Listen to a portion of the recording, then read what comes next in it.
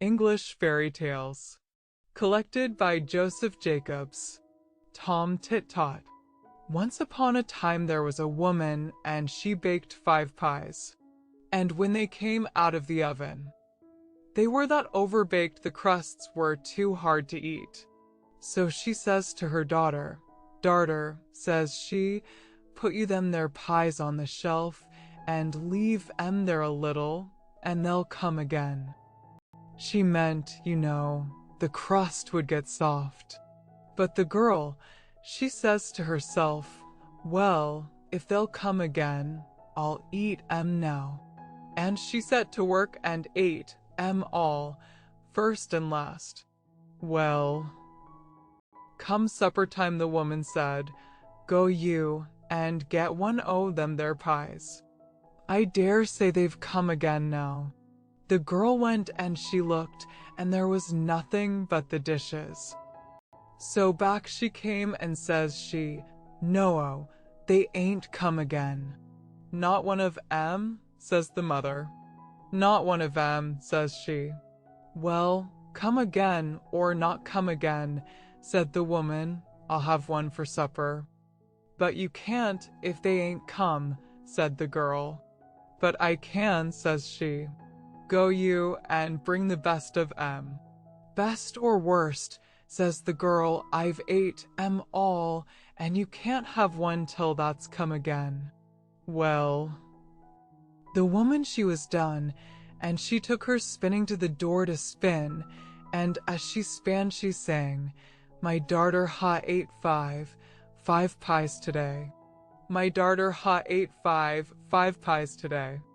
The king was coming down the street, and he heard her sing, but what she sang he couldn't hear, so he stopped and said, "What was that you were singing, my good woman?" The woman was ashamed to let him hear what her daughter had been doing, so she sang, instead of that, "My darter ha spun 5 skeins today. My darter ha spun 5 skeins today." "Stars o' mine," said the king, "I never heard tell of anyone that could do that." Then he said, "Look you here, I want a wife, and I'll marry your daughter. But look you here," says he, 11 months out of the year she shall have all she likes to eat, and all the gowns she likes to get, and all the company she likes to keep. But the last month of the year she'll have to spin 5 skeins every day, and if she don't I shall kill her." "All right," says the woman, for she thought what a grand marriage that was. And as for the 5 skeins, when the time came, there'd be plenty of ways of getting out of it, and likeliest, he'd have forgotten all about it. Well, so they were married. And for 11 months the girl had all she liked to eat, and all the gowns she liked to get, and all the company she liked to keep. But when the time was getting over, she began to think about the skeins and to wonder if he had 'em in mind. But not one word did he say about 'em, and she thought he'd wholly forgotten 'em. However, the last day of the last month he takes her to a room she'd never set eyes on before. There was nothing in it but a spinning wheel and a stool.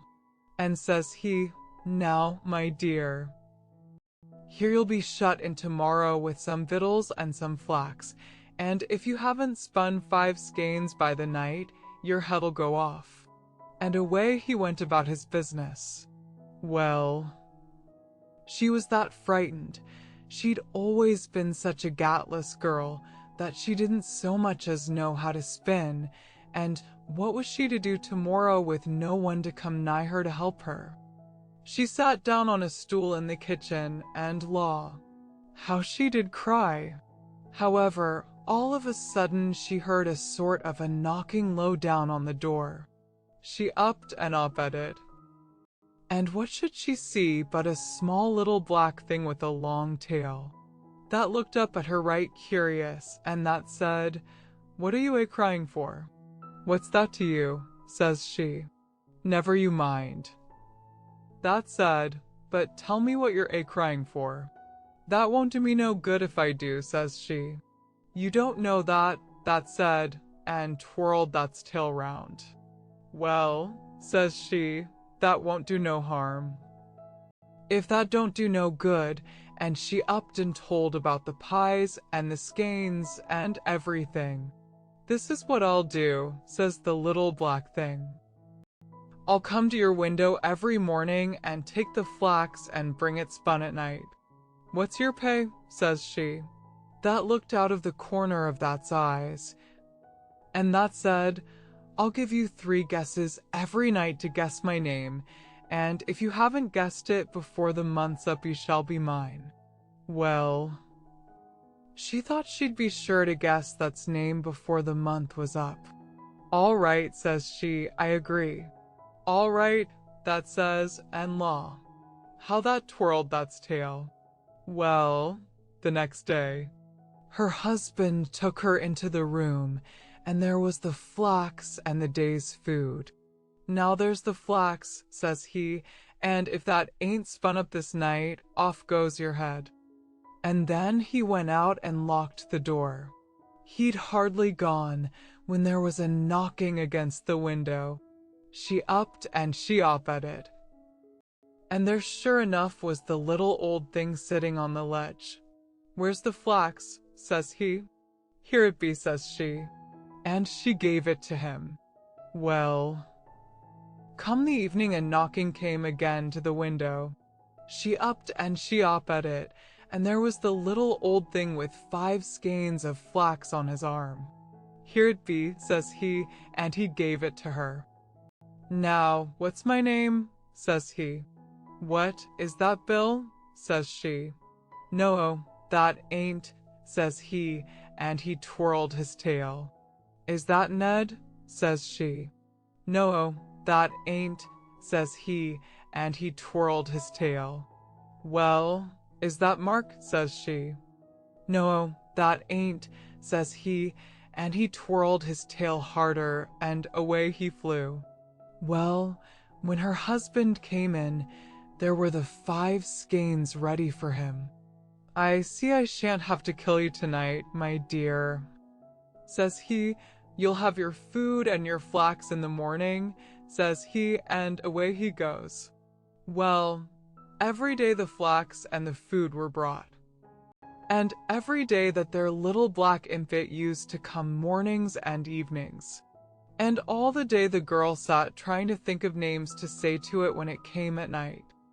But she never hit on the right one. And as it got towards the end of the month, the impet began to look so maliceful, and that twirled that's tail faster and faster each time she gave a guess. At last it came to the last day but one. The impet came at night along with the 5 skeins, and that said, What, ain't you got my name yet? Is that Nicodemus? Says she. No, 't ain't, that says. Is that Samuel? Says she. No, 't ain't, that says. Well, is that Methuselah? Says she.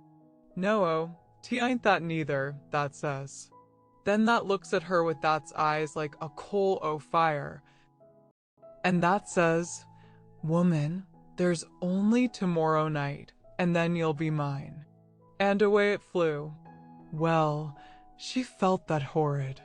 However, she heard the king coming along the passage. In he came.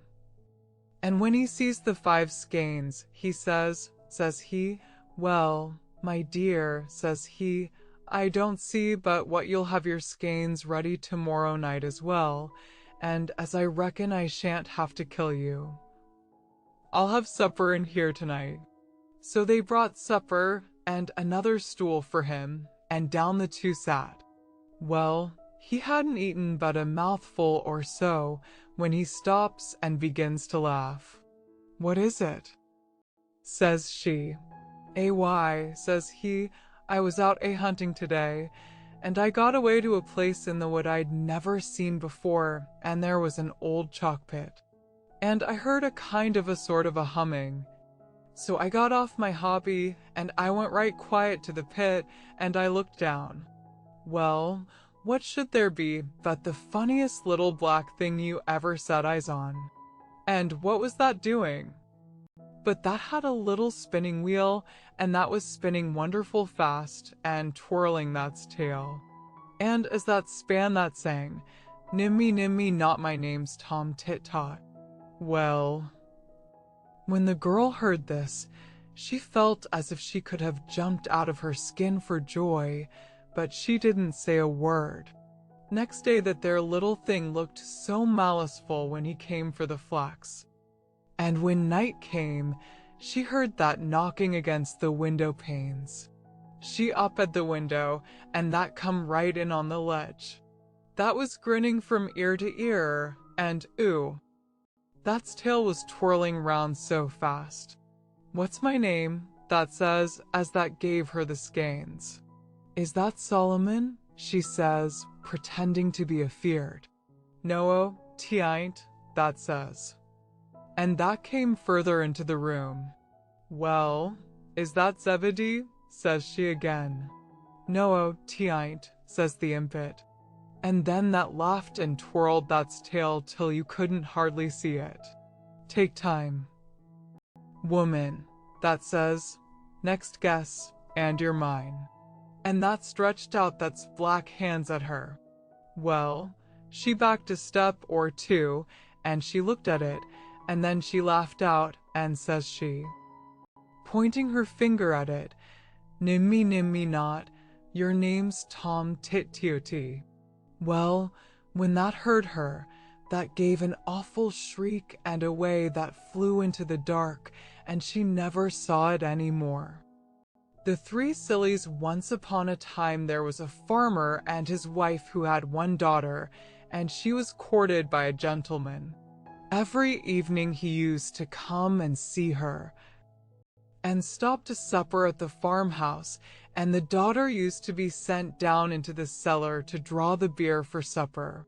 So one evening she had gone down to draw the beer, and she happened to look up at the ceiling while she was drawing, and she saw a mallet stuck in one of the beams.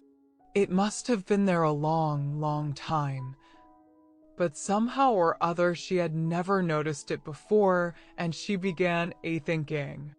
And she thought it was very dangerous to have that mallet there. For she said to herself, suppose him and me was to be married, and we was to have a son, and he was to grow up to be a man, and come down into the cellar to draw the beer, like as I'm doing now. And the mallet was to fall on his head and kill him. What a dreadful thing it would be. And she put down the candle and the jug, and sat herself down and began a-crying. Well, they began to wonder upstairs how it was that she was so long drawing the beer, and her mother went down to see after her, and she found her sitting on the settle crying, and the beer running over the floor. Why, whatever is the matter? Said her mother. Oh, mother, says she, look at that horrid mallet. Suppose we was to be married, and was to have a son, and he was to grow up, and was to come down to the cellar to draw the beer, and the mallet was to fall on his head and kill him. What a dreadful thing it would be. Dear, dear, what a dreadful thing it would be, said the mother, and she sat her down aside of the daughter and started a-crying too. Then after a bit the father began to wonder that they didn't come back, and he went down into the cellar to look after them himself, and there they two sat a-crying, and the beer running all over the floor. Whatever is the matter? Says he. Why, says the mother, look at that horrid mallet. Just suppose if our daughter and her sweetheart was to be married, and was to have a son, and he was to grow up, and was to come down into the cellar to draw the beer, and the mallet was to fall on his head and kill him. What a dreadful thing it would be. Dear, dear, dear. So it would, said the father, and he sat himself down aside of the other two. and started a-crying. Now the gentleman got tired of stopping up in the kitchen by himself, and at last he went down into the cellar too, to see what they were after. And there they three sat a-crying side by side, and the beer running all over the floor. And he ran straight and turned the tap. Then he said, "Whatever are you three doing?" "Sitting there crying and letting the beer run all over the floor." "Oh," says the father, "look at that horrid mallet. Suppose you and our daughter was to be married and was to have a son, and he was to grow up and was to come down into the cellar to draw the beer, and the mallet was to fall on his head and kill him." And then they all started a-crying worse than before. But the gentleman burst out a-laughing and reached up and pulled out the mallet, and then he said, "I've traveled many miles, and I never met three such big sillies as you three before. And now I shall start out on my travels again, and when I can find three bigger sillies than you three, then I'll come back and marry your daughter." So he wished them goodbye, and started off on his travels, and left them all crying because the girl had lost her sweetheart. Well, he set out, and he traveled a long way. And at last he came to a woman's cottage that had some grass growing on the roof. And the woman was trying to get her cow to go up a ladder to the grass, and the poor thing durst not go. So the gentleman asked the woman what she was doing. "Why, Lukey," she said, "look at all that beautiful grass. I'm going to get the cow onto the roof to eat it. She'll be quite safe. For I shall tie a string round her neck and pass it down the chimney and tie it to my wrist as I go about the house, so she can't fall off without my knowing it." "Oh, you poor silly," said the gentleman, "you should cut the grass and throw it down to the cow." But the woman thought it was easier to get the cow up the ladder than to get the grass down. So she pushed her and coaxed her and got her up, and tied a string round her neck, and passed it down the chimney, and fastened it to her own wrist. And the gentleman went on his way.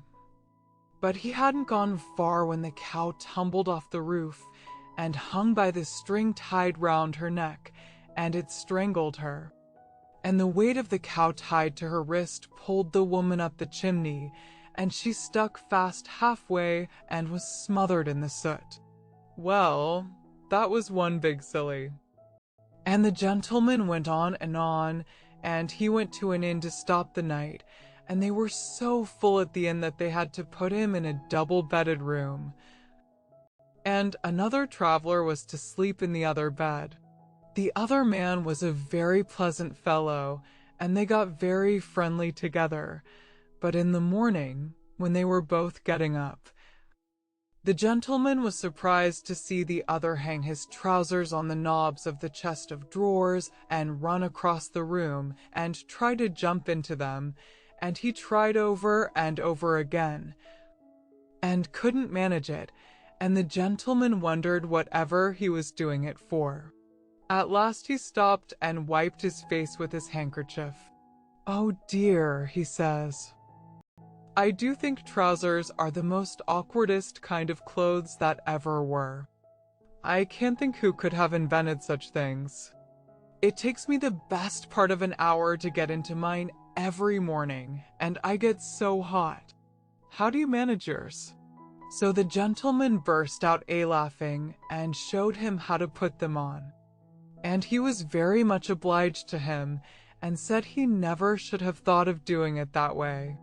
So that was another big silly. Then the gentleman went on his travels again.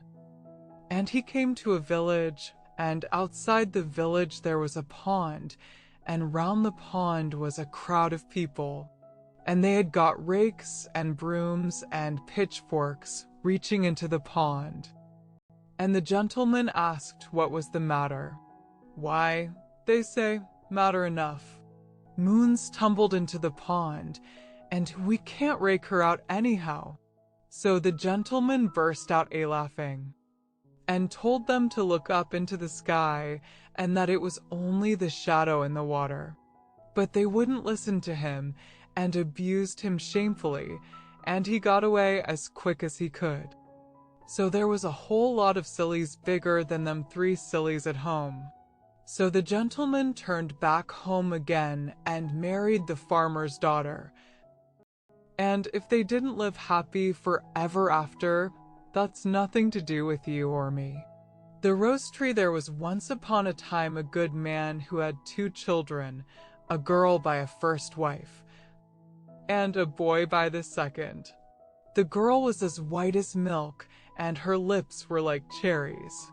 Her hair was like golden silk, and it hung to the ground. Her brother loved her dearly, but her wicked stepmother hated her. "Child," said the stepmother one day, "go to the grocer's shop and buy me a pound of candles."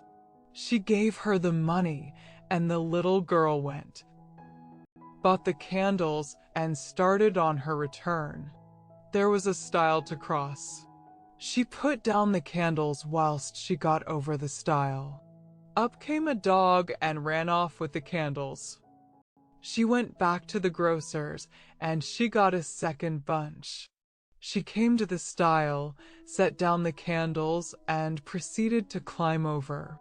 Up came the dog and ran off with the candles.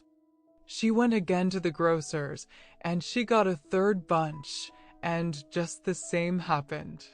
Then she came to her stepmother crying, for she had spent all the money and had lost 3 bunches of candles. The stepmother was angry, but she pretended not to mind the loss. She said to the child, "Come, lay your head on my lap that I may comb your hair." So the little one laid her head in the woman's lap, who proceeded to comb the yellow silken hair. And when she combed, the hair fell over her knees and rolled right down to the ground. Then the stepmother hated her more for the beauty of her hair, so she said to her, "I cannot part your hair on my knee, fetch a billet of wood." So she fetched it. Then said the stepmother, "I cannot part your hair with a comb, fetch me an axe." So she fetched it. "Now," said the wicked woman, "lay your head down on the billet whilst I part your hair." Well, she laid down her little golden head without fear, and whist, down came the axe, and it was off. So the mother wiped the axe and laughed. Then she took the heart and liver of the little girl, and she stewed them and brought them into the house for supper. The husband tasted them and shook his head. He said they tasted very strangely. She gave some to the little boy, but he would not eat. She tried to force him, but he refused, and ran out into the garden and took up his little sister and put her in a box and buried the box under a rose tree. And every day he went to the tree and wept, till his tears ran down on the box. One day the rose tree flowered. It was spring, and there among the flowers was a white bird, and it sang and sang and sang like an angel out of heaven. Away it flew, and it went to a cobbler's shop and perched itself on a tree hard by, and thus it sang, "My wicked mother slew me, my dear father ate me, my little brother whom I love sits below. And I sing above stick, stock, stone dead." "Sing again that beautiful song," asked the shoemaker, "if you will first give me those little red shoes you are making." The cobbler gave the shoes, and the bird sang the song, then flew to a tree in front of a watchmaker's and sang, "My wicked mother slew me, my dear father ate me, my little brother whom I love sits below. And I sing above stick, stock, stone dead." "Oh, the beautiful song! Sing it again, sweet bird," asked the watchmaker. if you will give me first that gold watch and chain in your hand." The jeweler gave the watch and chain. The bird took it in one foot, the shoes in the other, and after having repeated the song, flew away to where 3 millers were picking a millstone. The bird perched on a tree and sang, "My wicked mother slew me, my dear father ate me, my little brother whom I love sits below, and I sing above stick." Then one of the men put down his tool and looked up from his work, stock. Then the second miller's man laid aside his tool and looked up, stone.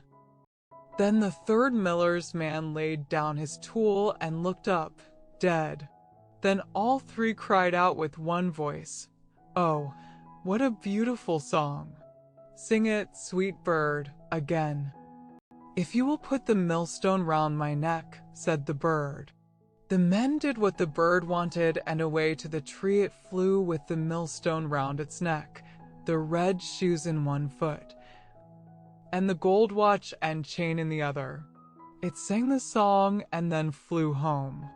It rattled the millstone against the eaves of the house, and the stepmother said, "It thunders."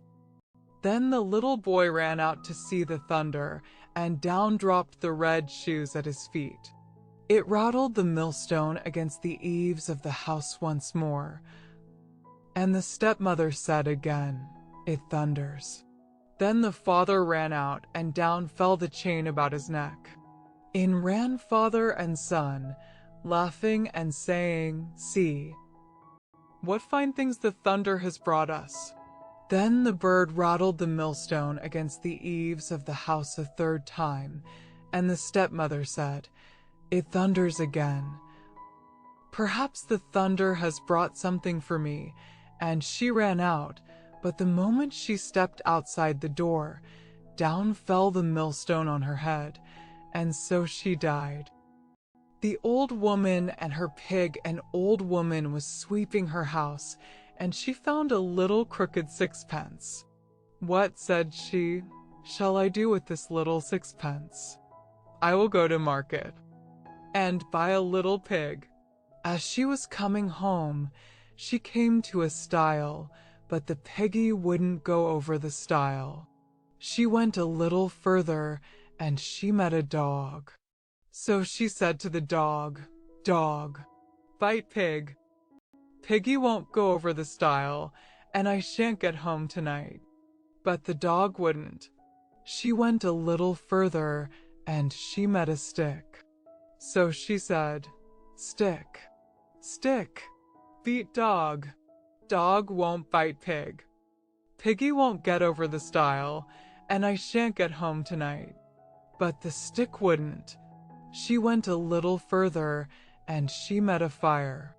So she said, "Fire, fire, burn stick. Stick won't beat dog. Dog won't bite pig. Piggy won't get over the stile, and I shan't get home tonight." But the fire wouldn't. She went a little further, and she met some water. "Dog won't bite pig. Piggy won't get over the stile, and I shan't get home tonight." But the fire wouldn't. She went a little further, and she met some water. So she said, "Water, water, quench fire. Fire won't burn stick. Stick won't beat dog. Dog won't bite pig. Piggy won't get over the stile, and I shan't get home tonight." But the water wouldn't. She went a little further, and she met an ox. So she said, "Ox, ox, drink water. Water won't quench fire. Fire won't burn stick. Stick won't beat dog. Dog won't bite pig. Piggy won't get over the stile, and I shan't get home tonight." But the ox wouldn't. She went a little further, and she met a butcher. So she said, "Butcher, butcher, kill ox. Ox won't drink water. Water won't quench fire. Fire won't burn stick. Stick won't beat dog. Dog won't bite pig. Piggy won't get over the stile, and I shan't get home tonight." But the butcher wouldn't. She went a little further, and she met a rope. So she said, "Rope, rope, hang butcher. Butcher won't kill ox, ox won't drink water, water won't quench fire, fire won't burn stick, stick won't beat dog, dog won't bite pig, piggy won't get over the stile, and I shan't get home tonight." But the rope wouldn't. She went a little further, and she met a rat. So she said, "Rat, rat, gnaw rope. Rope won't hang butcher, butcher won't kill ox, ox won't drink water, water won't quench fire, fire won't burn stick, stick won't beat dog, dog won't bite pig, piggy won't get over the stile, and I shan't get home tonight." But the rat wouldn't. She went a little further, and she met a cat. So she said, "Cat, cat, kill rat. Rat won't gnaw rope, rope won't hang butcher, butcher won't kill ox, ox won't drink water, water won't quench fire, fire won't burn stick, stick won't beat dog, dog won't bite pig, piggy won't get over the stile, and I shan't get home tonight." But the cat said to her, "If you will go to yonder cow and fetch me a saucer of milk, I will kill the rat." So away went the old woman to the cow. But the cow said to her, "If you will go to yonder haystack and fetch me a handful of hay, I'll give you the milk." So away went the old woman to the haystack, and she brought the hay to the cow. As soon as the cow had eaten the hay, she gave the old woman the milk. And away she went with it in a saucer to the cat. As soon as the cat had lapped up the milk, the cat began to kill the rat began to gnaw the rope began to hang the butcher began to kill the ox began to drink the water began to quench the fire began to burn the stick began to beat the dog began to bite the pig. The little pig in a fright jumped over the stile, and so the old woman got home that night. How Jack went to seek his fortune. Once on a time there was a boy named Jack, and one morning he started to go and seek his fortune. He hadn't gone very far before he met a cat. "Where are you going, Jack?" said the cat. "I am going to seek my fortune. May I go with you?" "Yes," said Jack, "the more the merrier." So on they went, jiggle-ty-jolt, jiggle-ty-jolt. They went a little further and they met a dog. "Where are you going, Jack?" said the dog. "I am going to seek my fortune. May I go with you?" "Yes," said Jack, "the more the merrier." So on they went, jiggle-ty-jolt, jiggle-ty-jolt. They went a little further and they met a goat. "Where are you going, Jack?" said the goat. "I am going to seek my fortune. May I go with you?" "Yes," said Jack. "The more the merrier." So on they went, jiggle-ty-jolt, jiggle-ty-jolt. They went a little further and they met a bull. "Where are you going, Jack?" said the bull. "I am going to seek my fortune. May I go with you?" "Yes," said Jack, "the more the merrier." So on they went, jiggle-ty-jolt, jiggle-ty-jolt. They went a little further and they met a rooster. "Where are you going, Jack?" said the rooster. "I am going to seek my fortune. May I go with you?" "Yes," said Jack, "the more the merrier." So on they went, jiggle-ty-jolt, jiggle-ty-jolt. Well, they went on till it was about dark, and they began to think of some place where they could spend the night. About this time they came in sight of a house, and Jack told them to keep still while he went up and looked in through the window. And there were some robbers counting over their money. Then Jack went back and told them to wait till he gave the word, and then to make all the noise they could. So when they were all ready, Jack gave the word, and the cat mewed, and the dog barked, and the goat bleated, and the bull bellowed, and the rooster crowed, and all together they made such a dreadful noise that it frightened the robbers all away. And then they went in and took possession of the house. Jack was afraid the robbers would come back in the night, and so when it came time to go to bed, he put the cat in the rocking chair, and he put the dog under the table, and he put the goat upstairs, and he put the bull down cellar, and the rooster flew up onto the roof, and Jack went to bed. By and by the robbers saw it was all dark, and they sent one man back to the house to look after their money. Before long, he came back in a great fright and told them his story.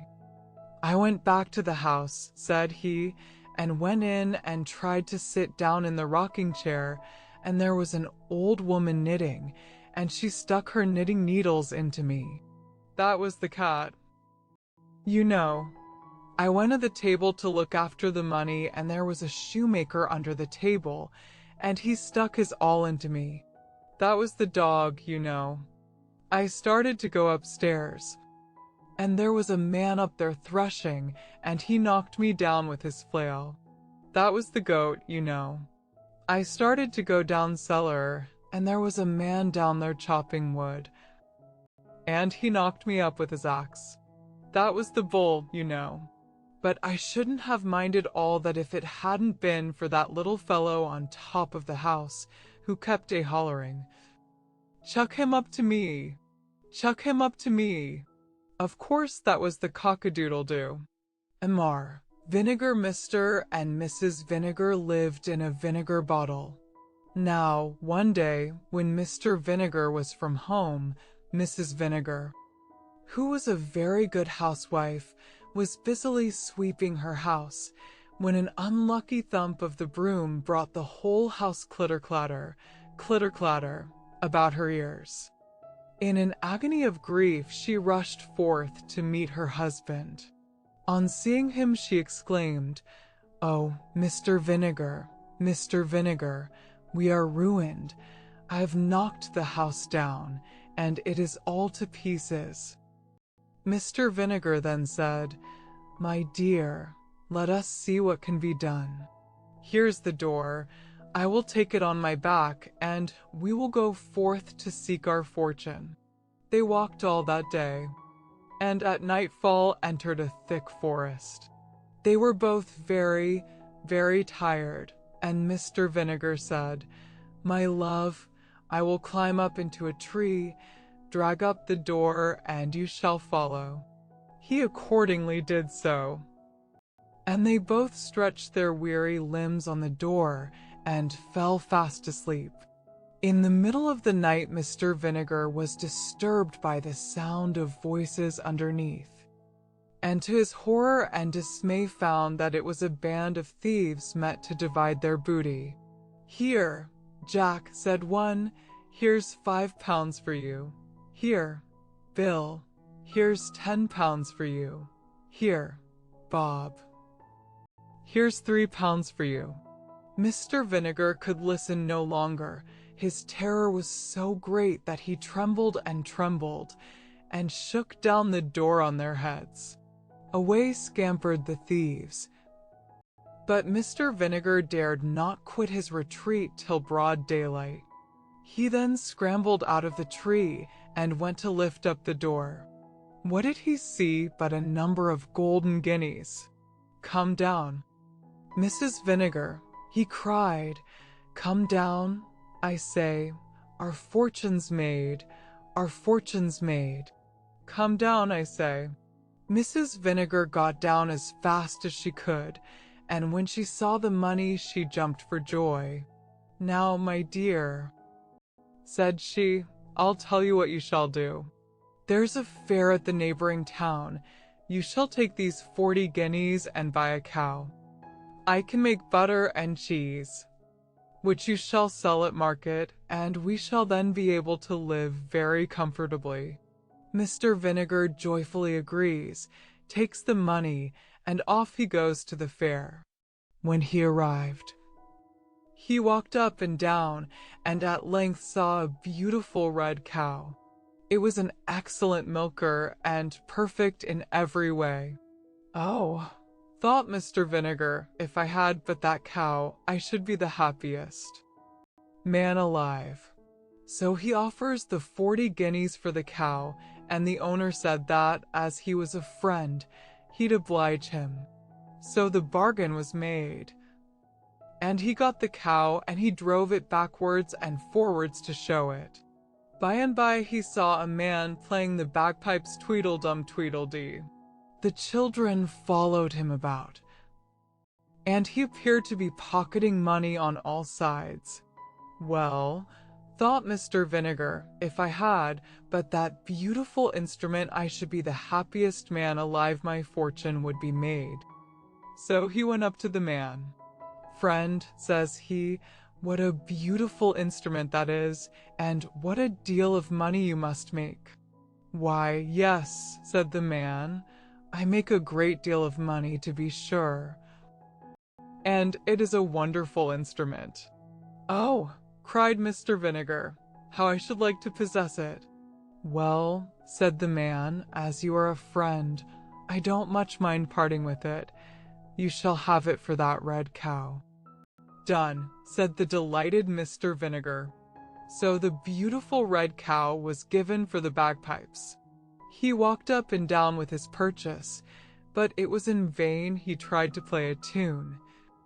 And instead of pocketing pence, the boys followed him hooting, laughing, and pelting. Poor Mr. Vinegar, his fingers grew very cold, and just as he was leaving the town, he met a man with a fine thick pair of gloves. "Oh, my fingers are so very cold," said Mr. Vinegar to himself.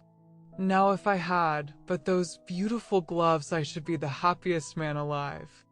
He went up to the man and said to him, "Friend, you seem to have a capital pair of gloves there." "Yes, truly," cried the man, "and my hands are as warm as possible this cold November day." "Well," said Mr. Vinegar, "I should like to have them." "What will you give?" said the man. "As you are a friend, I don't much mind letting you have them for those bagpipes." "Done," cried Mr. Vinegar. He put on the gloves and felt perfectly happy as he trudged homewards. At last he grew very tired when he saw a man coming towards him with a good stout stick in his hand. "Oh," said Mr. Vinegar, "that I had but that stick, I should then be the happiest man alive." He said to the man, "Friend, what a rare good stick you have got." "Yes," said the man, "I have used it for many a long mile, and a good friend it has been, but if you have a fancy for it, as you are a friend, I don't mind giving it to you for that pair of gloves." Mr. Vinegar's hands were so warm and his legs so tired that he gladly made the exchange. As he drew near to the wood where he had left his wife, he heard a parrot on a tree calling out his name, "Mr. Vinegar, you foolish man, you blockhead, you simpleton, you went to the fair and laid out all your money in buying a cow. Not content with that, you changed it for bagpipes on which you could not play, and which were not worth 1/10 of the money. You fool, you had no sooner got the bagpipes than you changed them for the gloves, which were not worth 1/4 of the money. And when you had got the gloves, you changed them for a poor miserable stick, and now for your 40 guineas, cow, bagpipes, and gloves, you have nothing to show but that poor miserable stick, which you might have cut in any hedge." On this the bird laughed and laughed, and Mr. Vinegar, falling into a violent rage, threw the stick at its head.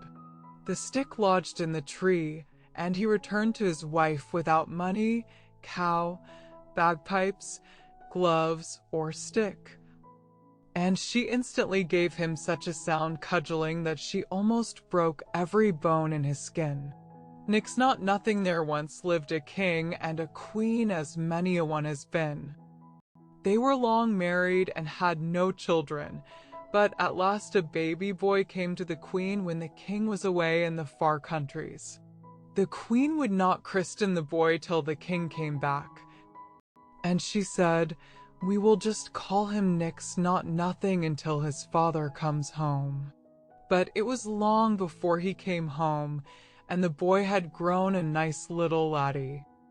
At length the king was on his way back, but he had a big river to cross, and there was a whirlpool, and he could not get over the water. But a giant came up to him and said, "I'll carry you over." But the king said, "What's your pay?" "Oh, give me Nix Not Nothing, and I will carry you over the water on my back." The king had never heard that his son was called Nix Not Nothing, and so he said, "Oh, I'll give you that and my thanks into the bargain." When the king got home again, he was very happy to see his wife again and his young son. She told him that she had not given the child any name, but just Nix Not Nothing, until he should come home again himself. The poor king was in a terrible case. He said, "What have I done?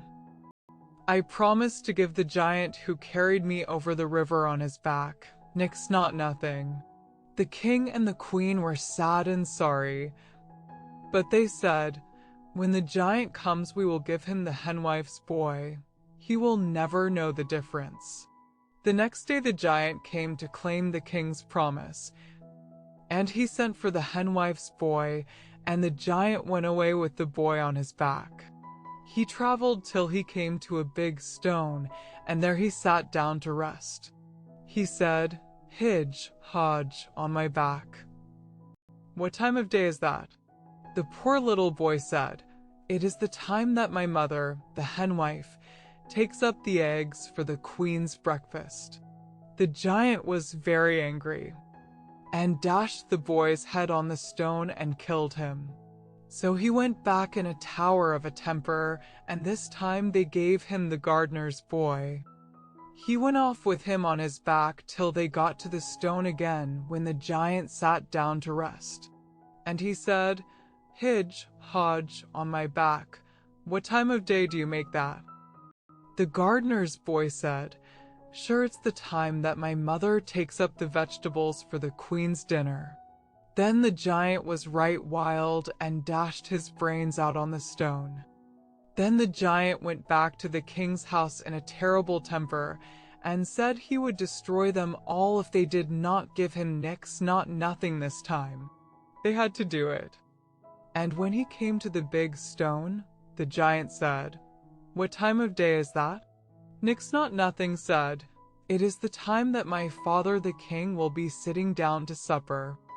The giant said, "I've got the right one now," and took Nix Not Nothing to his own house and brought him up till he was a man. The giant had a bonny daughter, and she and the lad grew very fond of each other. The giant said one day to Nix Not Nothing, "I've work for you tomorrow. There's a stable 7 miles long and 7 miles broad, and it has not been cleaned for 7 years, and you must clean it tomorrow, or I will have you for my supper." The giant's daughter went out next morning with the lad's breakfast, and found him in a terrible state, for always as he cleaned out a bit, it just fell in again. The giant's daughter said she would help him, and she cried all the beasts in the field, and all the fowls of the air, and in a minute they all came, and carried away everything that was in the stable, and made it all clean before the giant came home. He said, "Shame on the wit that helped you, but I have a worse job for you tomorrow." Then he said to Nix Not Nothing, "There's a lake 7 miles long and 7 miles deep, and 7 miles broad, and you must drain it tomorrow by nightfall, or else I'll have you for my supper."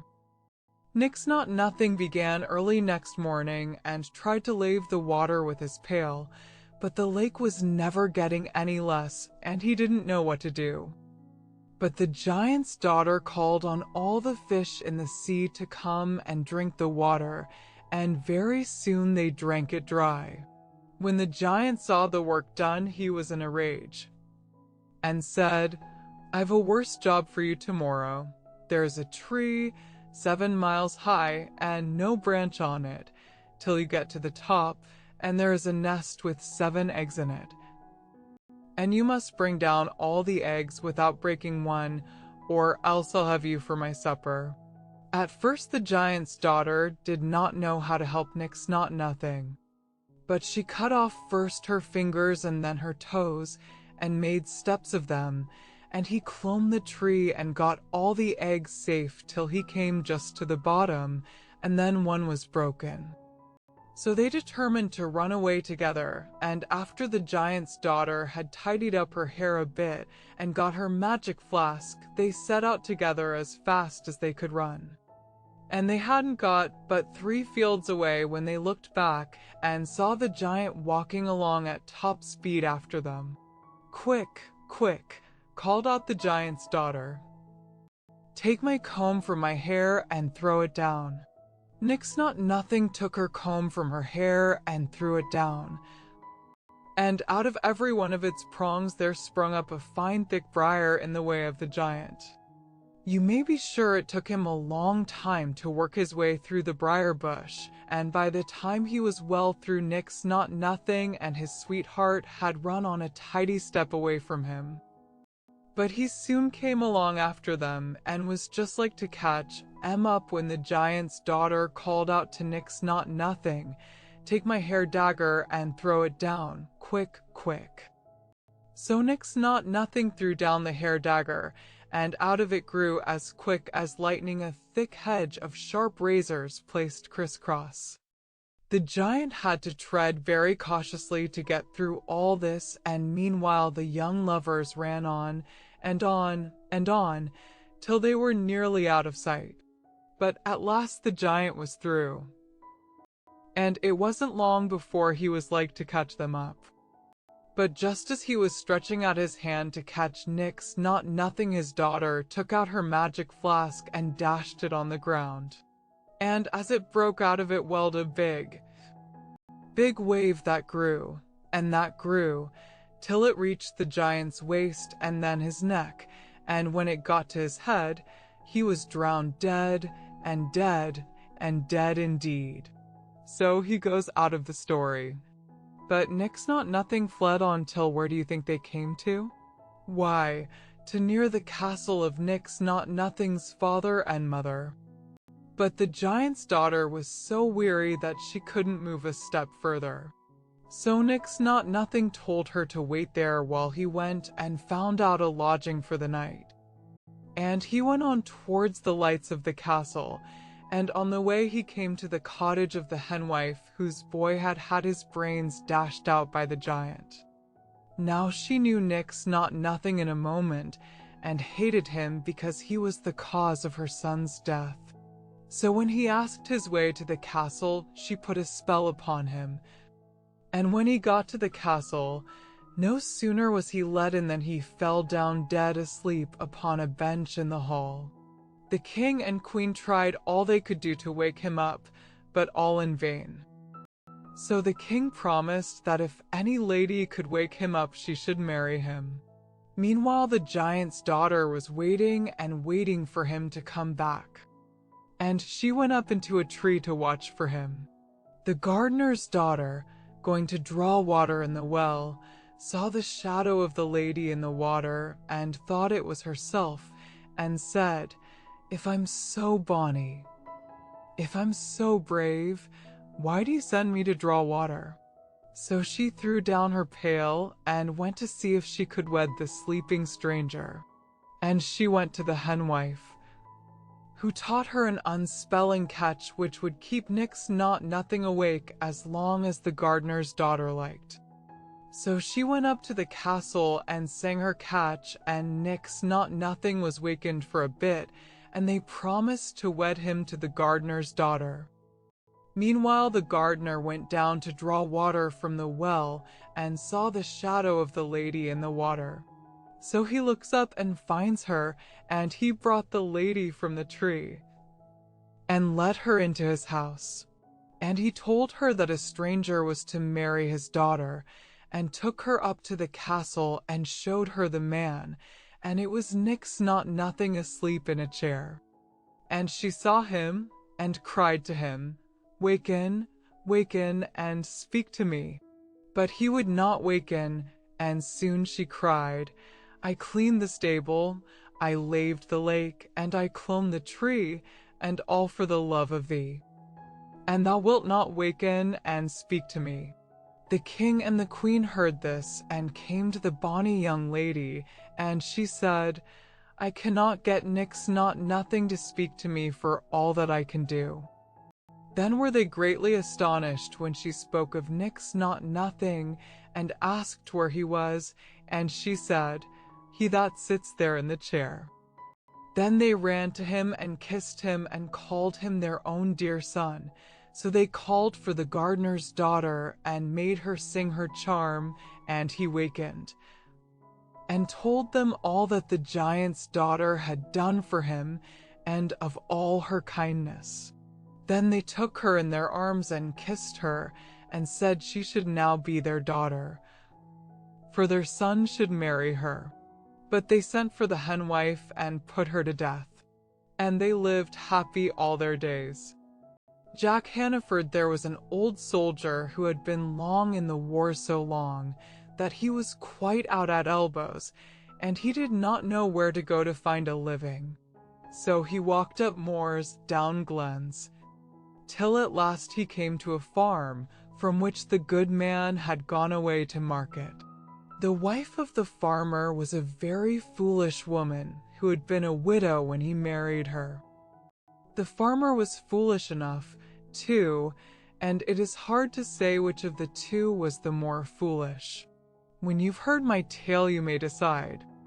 Now, before the farmer goes to market, says he to his wife, "Here is 10 pounds all in gold. Take care of it till I come home." If the man had not been a fool, he would never have given the money to his wife to keep. Well, off he went in his cart to market. And the wife said to herself, "I will keep the 10 pounds quite safe from thieves." So she tied it up in a rag, and she put the rag up the parlor chimney. "There," said she, "no thieves will ever find it now, that is quite sure." Jack Hannaford, the old soldier, came and rapped at the door. "Who is there?" asked the wife. "Jack Hannaford." "Where do you come from?" "Paradise." "Lord a mercy. And maybe you've seen my old man there," alluding to her former husband. "Yes, I have." "And how is he doing?" asked the goody. "But middling. He cobbles old shoes, and he has nothing but cabbage for victuals." "Dearie me," exclaimed the woman. "Didn't he send a message to me?" "Yes, he did," replied Jack Hannaford. "He said that he was out of leather, and his pockets were empty, so you were to send him a few shillings to buy a fresh stock of leather. He shall have them, bless his poor soul." And away went the wife to the parlor chimney, and she pulled the rag with the 10 pounds in it from the chimney, and she gave the whole sum to the soldier, telling him that her old man was to use as much as he wanted, and to send back the rest. It was not long that Jack waited. After receiving the money, he went off as fast as he could walk. Presently the farmer came home and asked for his money. The wife told him that she had sent it by a soldier to her former husband in Paradise to buy him leather for cobbling the shoes of the saints and angels of heaven. The farmer was very angry, and he swore that he had never met with such a fool as his wife. But the wife said that her husband was a greater fool for letting her have the money. There was no time to waste words, so the farmer mounted his horse and rode off after Jack Hannaford. The old soldier heard the horse's hoofs clattering on the road behind him, so he knew it must be the farmer pursuing him. He lay down on the ground, and shading his eyes with one hand, looked up into the sky and pointed heavenwards with the other hand. "What are you about there?" asked the farmer, pulling up. "Lord save you," exclaimed Jack. "I've seen a rare sight." "What was that?" "A man going straight up into the sky as if he were walking on a road." "Can you see him still?" "Yes, I can." "Where?" "Get off your horse and lie down, if you will hold the horse." Jack did so readily. "I cannot see him," said the farmer. "Shade your eyes with your hand, and you'll soon see a man flying away from you." Sure enough, he did so, for Jack leaped on the horse and rode away with it. The farmer walked home without his horse. "You are a bigger fool than I am," said the wife, "for I did only one foolish thing, and you have done two." Binnery. Once upon a time there were two kings' daughters lived in a bower near the bonny mill dams of Binnery. And Sir William came wooing the eldest, and won her love, and plighted troth with glove and with ring. But after a time he looked upon the youngest, with her cherry cheeks and golden hair, and his love grew towards her till he cared no longer for the eldest one. So she hated her sister for taking away Sir William's love, and day by day her hate grew upon her. And she plotted and she planned how to get rid of her. So one fine morning, fair and clear, she said to her sister, "Let us go and see our father's boats come in at the bonny millstream of Binnery." So they went there hand in hand. And when they got to the river's bank, the youngest got upon a stone to watch for the coming of the boats. And her sister, coming behind her, caught her round the waist and dashed her into the rushing millstream of Binnery. "Oh, sister, sister, reach me your hand," she cried as she floated away. "And you shall have half of all I've got or shall get." "No, sister, I'll reach you no hand of mine, for I am the heir to all your land. Shame on me if I touch the hand that has come twixt me and my own heart's love. Oh, sister, then reach me your glove," she cried as she floated further away. "And you shall have your William again." "Sink on," cried the cruel princess, "no hand or glove of mine you'll touch. Sweet William will be all mine when you are sunk beneath the bonny millstream of Binnery." And she turned and went home to the king's castle. And the princess floated down the millstream, sometimes swimming and sometimes sinking, till she came near the mill. Now the miller's daughter was cooking that day, and needed water for her cooking. And as she went to draw it from the stream, she saw something floating towards the mill dam, and she called out, "Father, Father, draw your dam. There's something white, a merry maid, or a milk-white swan coming down the stream." So the miller hastened to the dam and stopped the heavy, cruel mill wheels. And then they took out the princess and laid her on the bank. Fair and beautiful she looked as she lay there. In her golden hair were pearls and precious stones. You could not see her waist for her golden girdle, and the golden fringe of her white dress came down over her lily feet. But she was drowned. And as she lay there in her beauty, a famous harper passed by the mill dam of Binnery and saw her sweet pale face. And though he traveled on far away, he never forgot that face. And after many days he came back to the bonny millstream of Binnery. But then all he could find of her where they had put her to rest were her bones and her golden hair.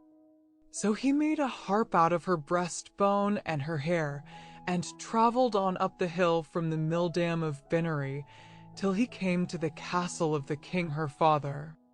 That night they were all gathered in the castle hall to hear the great harper king and queen, their daughter and son, Sir William, and all their court. And first the harper sang to his old harp, making them joy and be glad or sorrow and weep just as he liked.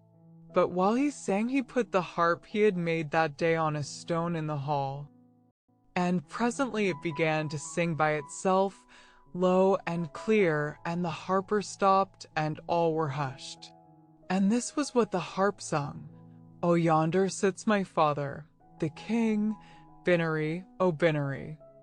And yonder sits my mother, the queen, by the bonny mill dams o Binnery, and yonder stands my brother Hugh, Binnery, O Binnery, and by him my William, false and true, by the bonny mill dams o Binnery.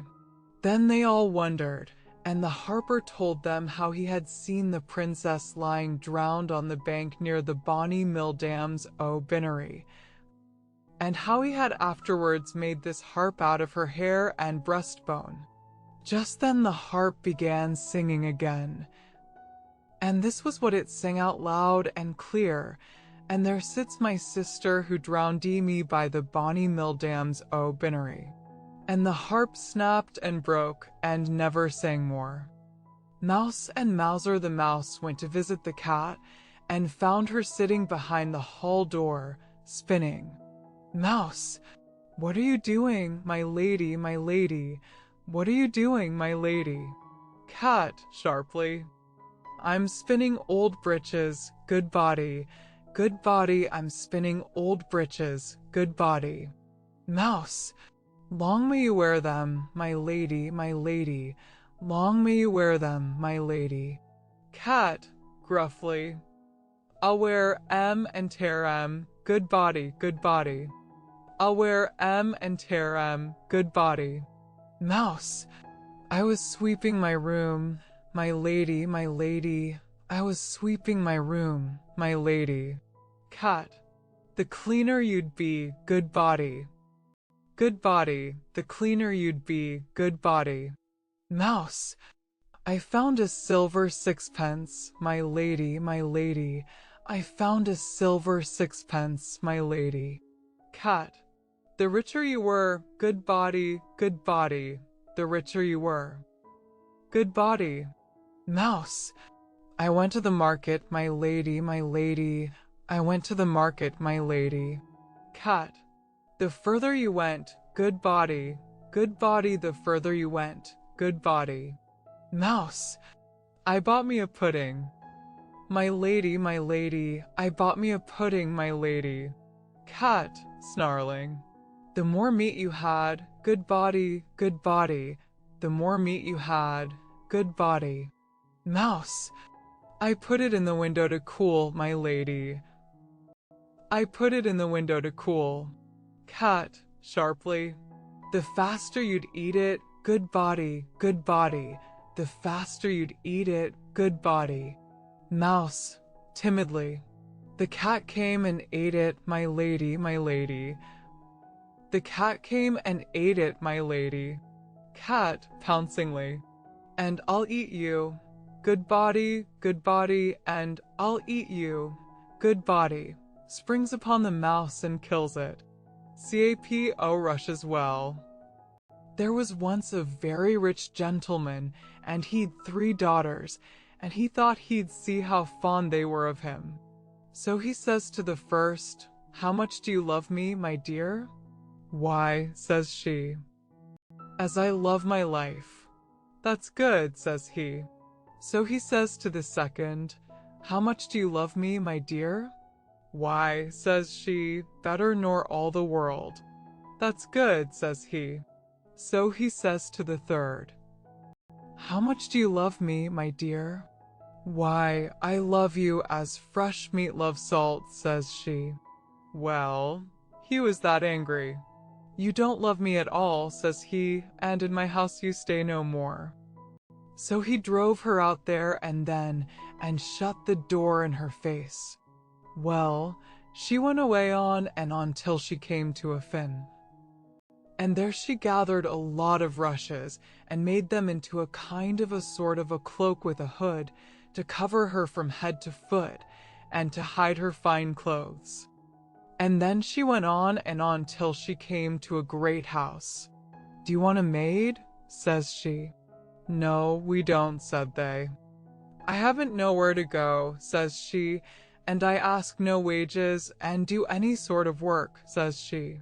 "Well," says they, "if you like to wash the pots and scrape the saucepans you may stay," said they. So she stayed there and washed the pots and scraped the saucepans and did all the dirty work. And because she gave no name, they called her Cap o' Rushes.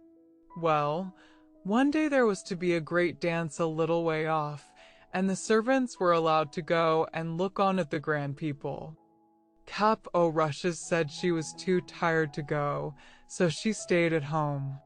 But when they were gone, she offed with her cap o' rushes and cleaned herself and went to the dance. And no one there was so finely dressed as her.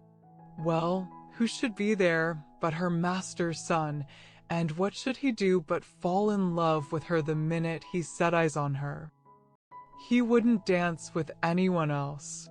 But before the dance was done, Cap o' Rushes slipped off, and away she went home. And when the other maids came back, she was pretending to be asleep with her cap o' rushes on. Well, next morning they said to her, "You did miss a sight, Cap o' Rushes." "What was that?" says she. "Why, the beautifulest lady you ever see, dressed right gay and gay. The young master, he never took his eyes off her." "Well, I should have liked to have seen her," says Cap o' Rushes. "Well, there's to be another dance this evening, and perhaps she'll be there." But come the evening, Cap o' Rushes said she was too tired to go with them. Howsoever, when they were gone, she offed with her cap o' rushes and cleaned herself, and away she went to the dance. The master's son had been reckoning on seeing her, and he danced with no one else, and never took his eyes off her. But before the dance was over, she slipped off, and home she went, and when the maids came back, she pretended to be asleep with her cap o' rushes on.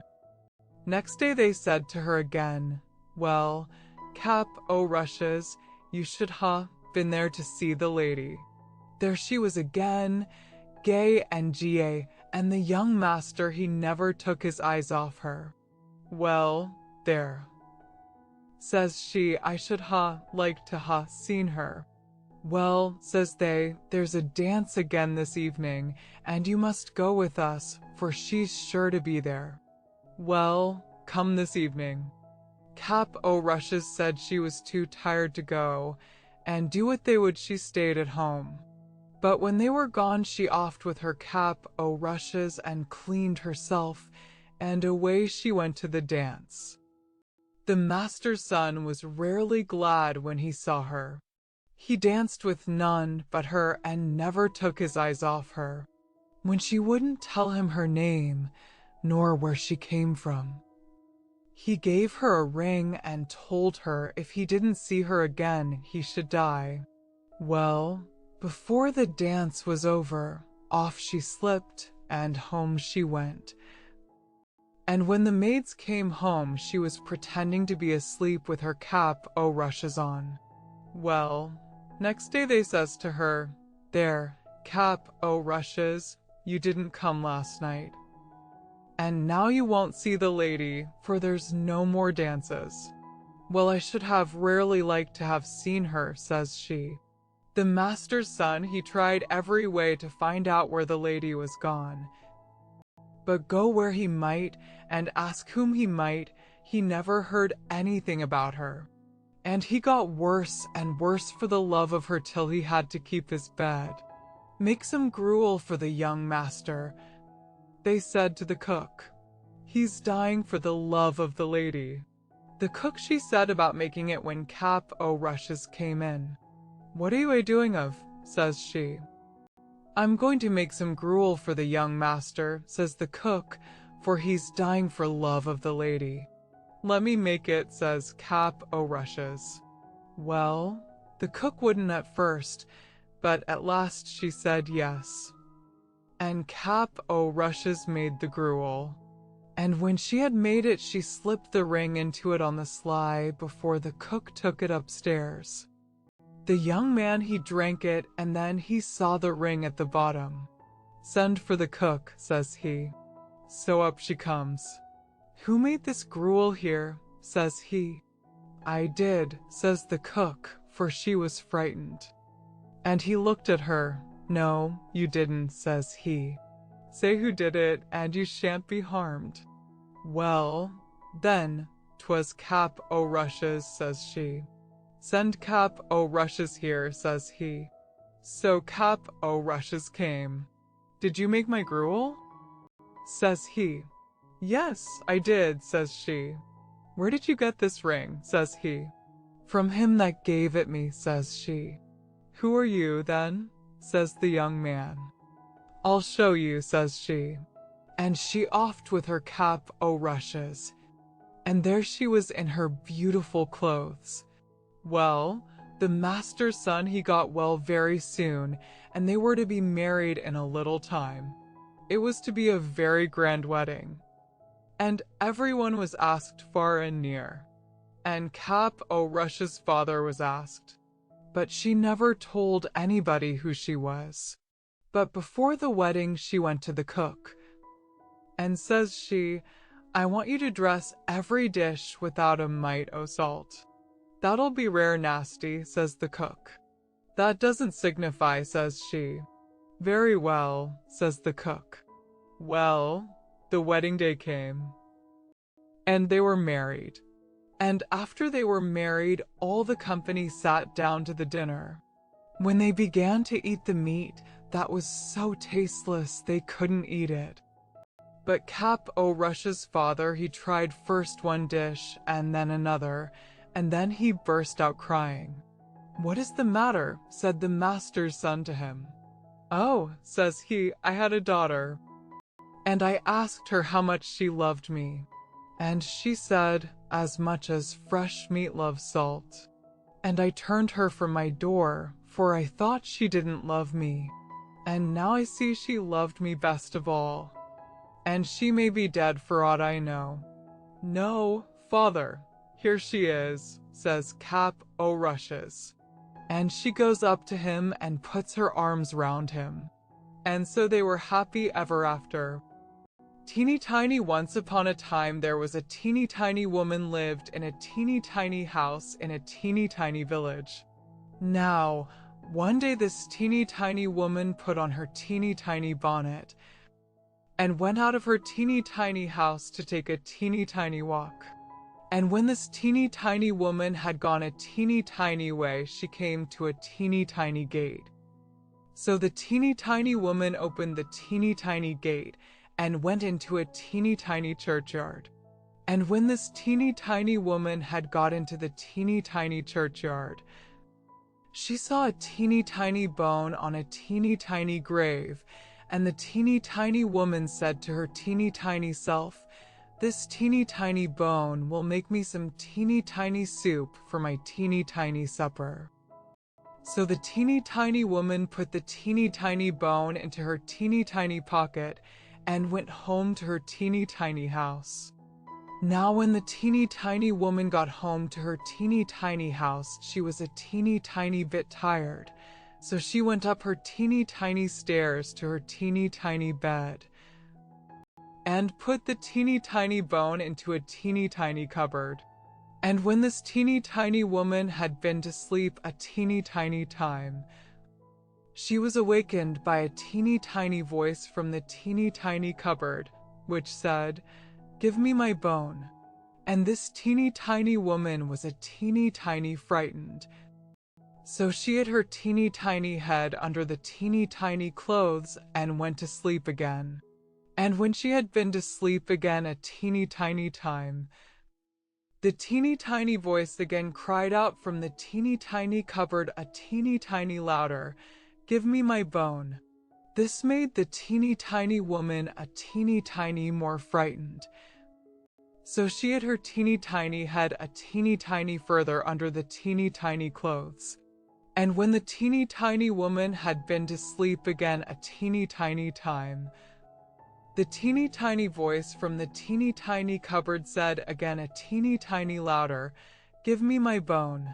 And this teeny tiny woman was a teeny tiny bit more frightened. But she put her teeny tiny head out of the teeny tiny clothes and said in her loudest teeny tiny voice, "Take it." Jack and the Beanstalk. There was once upon a time a poor widow who had an only son named Jack and a cow named Milky White. And all they had to live on was the milk the cow gave every morning, which they carried to the market and sold. But one morning Milky White gave no milk and they didn't know what to do. "What shall we do? What shall we do?" said the widow, wringing her hands. "Cheer up, mother. I'll go and get work somewhere," said Jack. "We've tried that before, and nobody would take you." Said his mother, "We must sell Milky White, and with the money do something, start shop or something." "All right, mother," says Jack. "It's market day today, and I'll soon sell Milky White. And then we'll see what we can do." So he took the cow's halter in his hand, and off he starts. He hadn't gone far when he met a funny-looking old man who said to him, "Good morning, Jack." "Good morning to you," said Jack, and wondered how he knew his name. "Well, Jack, and where are you off to?" said the man. "I'm going to market to sell our cow here." "Oh, you look the proper sort of chap to sell cows," said the man. "I wonder if you know how many beans make 5. 2 in each hand and 1 in your mouth," says Jack, as sharp as a needle. "Right you are," said the man, "and here they are, the very beans themselves." He went on pulling out of his pocket a number of strange-looking beans. "As you're so sharp," says he, "I don't mind doing a swap with your cow for these beans." "Walker," says Jack, "wouldn't you like it?" "Ah, you don't know what these beans are," said the man, "if you plant them overnight. By morning they grow right up to the sky." "Really?" says Jack. "You don't say so." "Yes, that is so, and if it doesn't turn out to be true, you can have your cow back." "Right," says Jack, and hands him over Milky White's halter and pockets the beans. Back goes Jack home, and as he hadn't gone very far, it wasn't dusk by the time he got to his door. "What back, Jack?" said his mother. "I see you haven't got Milky White, so you've sold her. How much did you get for her?" "You'll never guess, mother," says Jack. "No, you don't say so." "Good boy." £5, 10, 15, no, it can't be 20. "I told you you couldn't guess. What do you say to these beans? They're magical. Plant them overnight, and—" "What?" says Jack's mother. "Have you been such a fool, such a dolt, such an idiot, as to give away my Milky White, the best milker in the parish, and prime beef to boot, for a set of paltry beans? Take that, take that, take that. And as for your precious beans, here they go out of the window. And now off with you to bed. Not a sup shall you drink, and not a bit shall you swallow this very night." So Jack went upstairs to his little room in the attic, and sad and sorry he was, to be sure, as much for his mother's sake as for the loss of his supper. At last he dropped off to sleep. When he woke up, The room looked so funny.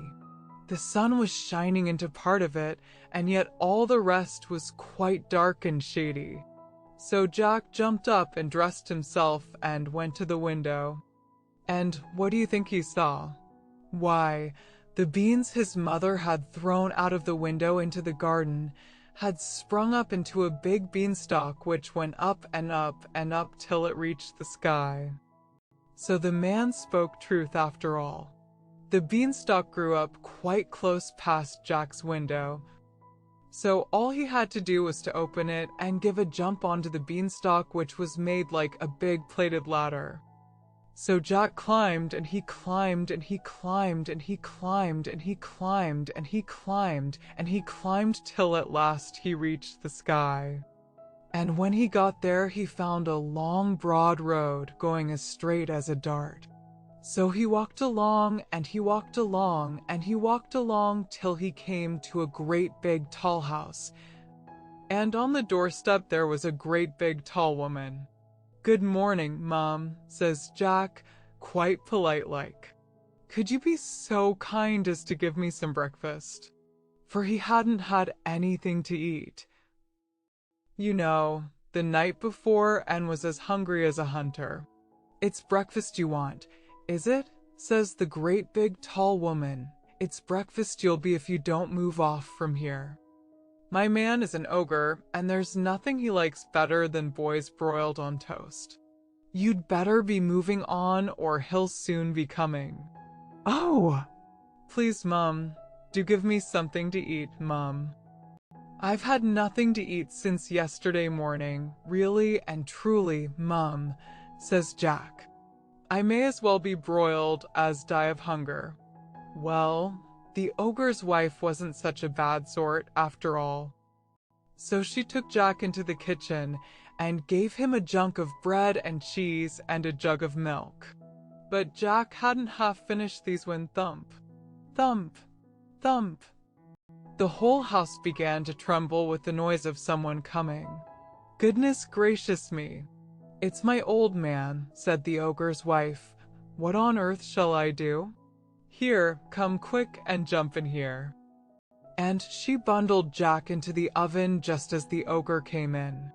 He was a big one, to be sure. At his belt he had 3 calves strung up by the heels, and he unhooked them and threw them down on the table and said, "Here, wife, broil me a couple of these for breakfast." What's this I smell? Fee-fi-fo-fum, I smell the blood of an Englishman. Be he alive, or be he dead, I'll have his bones to grind my bread." "Nonsense, dear," said his wife, "you're dreaming. Or perhaps you smell the scraps of that little boy you liked so much for yesterday's dinner. Here, go you and have a wash and tidy up. And by the time you come back your breakfast'll be ready for you." So the ogre went off, and Jack was just going to jump out of the oven and run off when the woman told him not. "Wait till he's asleep," says she. "He always has a snooze after breakfast." Well, the ogre had his breakfast. And after that he goes to a big chest and takes out of it a couple of bags of gold and sits down counting them till at last his head began to nod and he began to snore till the whole house shook again.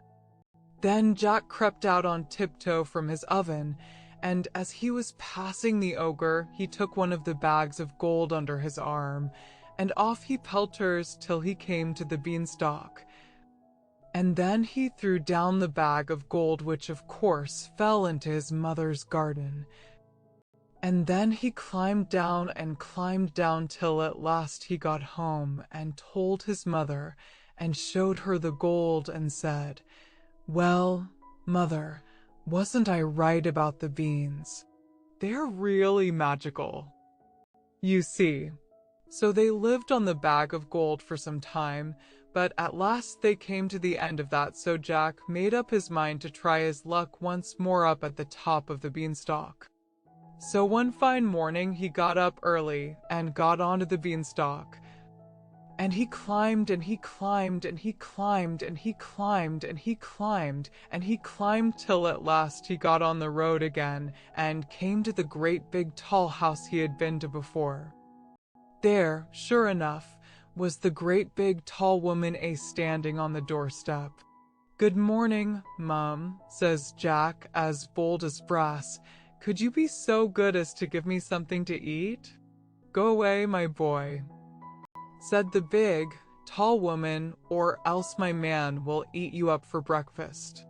"But aren't you the youngster who came here once before? Do you know, that very day my man missed one of his bags of gold." "That's strange, Mum," says Jack. "I dare say I could tell you something about that, but I'm so hungry I can't speak till I've had something to eat." Well, the big tall woman was that curious that she took him in and gave him something to eat. But he had scarcely begun munching it as slowly as he could when thump, thump, thump. They heard the giant's footstep, and his wife hid Jack away in the oven. All happened as it did before. In came the ogre as he did before, said, "Fee-fi-a-fo-fum," and had his breakfast off 3 broiled oxen. Then he said, "Wife, bring me the hen that lays the golden eggs." So she brought it, and the ogre said, "Lay," and it laid an egg all of gold. And then the ogre began to nod his head, and to snore till the house shook. Then Jack crept out of the oven on tiptoe and caught hold of the golden hen, and was off before you could say, Jack Robinson. But this time the hen gave a cackle which woke the ogre, and just as Jack got out of the house he heard him calling, "Wife, wife, what have you done with my golden hen?" And the wife said, "Why, my dear." But that was all Jack heard, for he rushed off to the beanstalk and climbed down like a house on fire. And when he got home, he showed his mother the wonderful hen and said, "Lay," to it, and it laid a golden egg every time he said, "Lay." Well, Jack was not content. And it wasn't very long before he determined to have another try at his luck up there at the top of the beanstalk. So one fine morning, he got up early and went onto the beanstalk. And he climbed and he climbed and he climbed and he climbed till he got to the top. But this time he knew better than to go straight to the ogre's house. And when he got near it, he waited behind a bush till he saw the ogre's wife come out with a pail to get some water, and then he crept into the house and got into the copper. He hadn't been there long when he heard thump, thump, thump, as before, and in come the ogre and his wife. "Fee-fi-a-fo-fum, I smell the blood of an Englishman," cried out the ogre. "I smell him, wife. I smell him." "Do you, my dearie?" says the ogre's wife. "Then if it's that little rogue that stole your gold and the hen that laid the golden eggs, he's sure to have got into the oven." And they both rushed to the oven. But Jack wasn't there, luckily, and the ogre's wife said, "There you are again with your fee-fi-a-fo-fum. Why, of course it's the laddie you caught last night that I've broiled for your breakfast. How forgetful I am. And how careless you are not to tell the difference between a live un and a dead un." So the ogre sat down to the breakfast and ate it, but every now and then he would mutter, "Well, I could have sworn," and he'd get up and search the larder and the cupboards and everything, only luckily he didn't think of the copper. After breakfast was over, the ogre called out, "Wife, wife, bring me my golden harp." So she brought it and put it on the table before him. Then he said, "Sing," and the golden harp sang most beautifully. And it went on singing till the ogre fell asleep and commenced to snore like thunder. Then Jack lifted up the copper lid very quietly and got down like a mouse and crept on hands and knees till he got to the table, when he got up and caught hold of the golden harp and dashed with it towards the door. But the harp called out quite loud, "Master, Master," and the ogre woke up just in time to see Jack running off with his harp.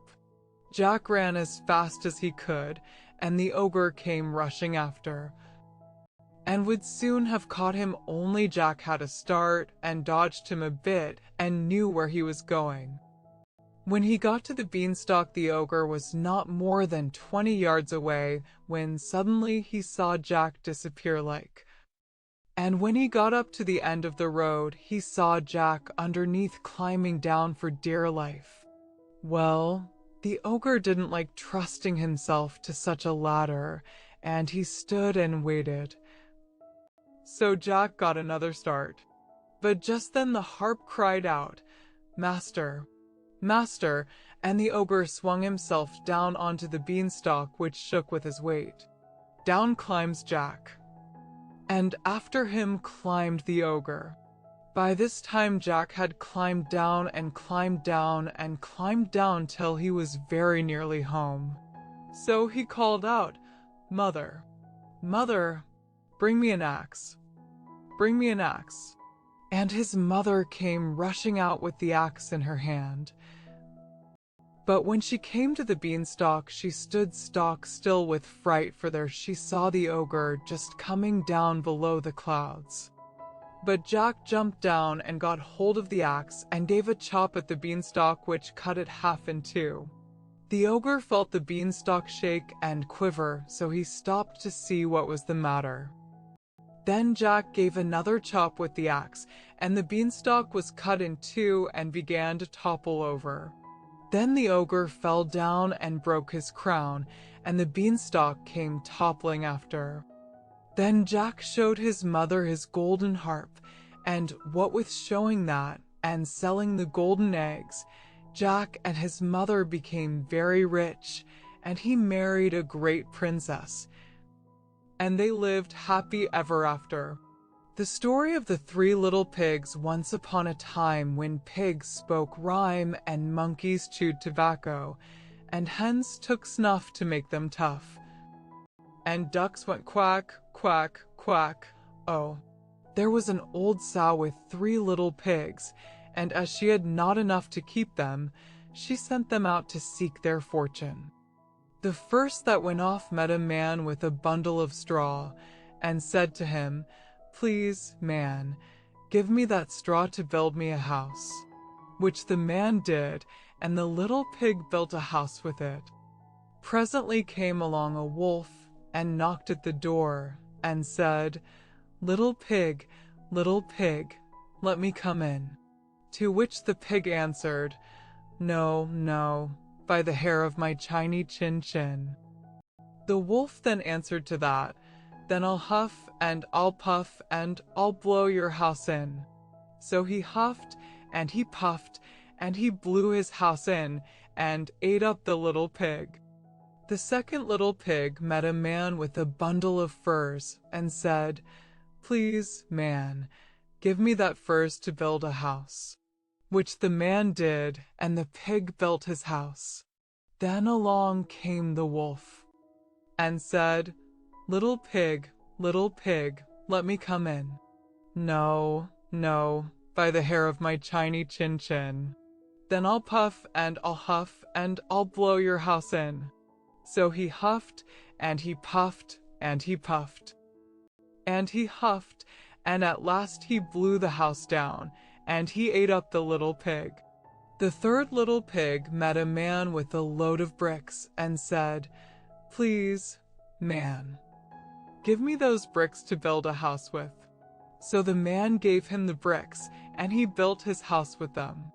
So the wolf came, as he did to the other little pigs, and said, little pig, let me come in." "No, no, by the hair of my chiny chin." "Then I'll huff and I'll puff and I'll blow your house in." Well, he huffed and he puffed and he huffed and he puffed, and he puffed and huffed. But he could not get the house down. When he found that he could not, with all his huffing and puffing, blow the house down, he said, "Little pig, I know where there is a nice field of turnips." "Where?" said the little pig. "Oh, in Mr. Smith's home field, and if you will be ready tomorrow morning I will call for you, and we will go together, and get some for dinner." "Very well," said the little pig, "I will be ready." "What time do you mean to go?" "Oh, at 6 o'clock." Well, the little pig got up at 5, and got the turnips before the wolf came, which he did about 6. And who said, "Little pig, are you ready?"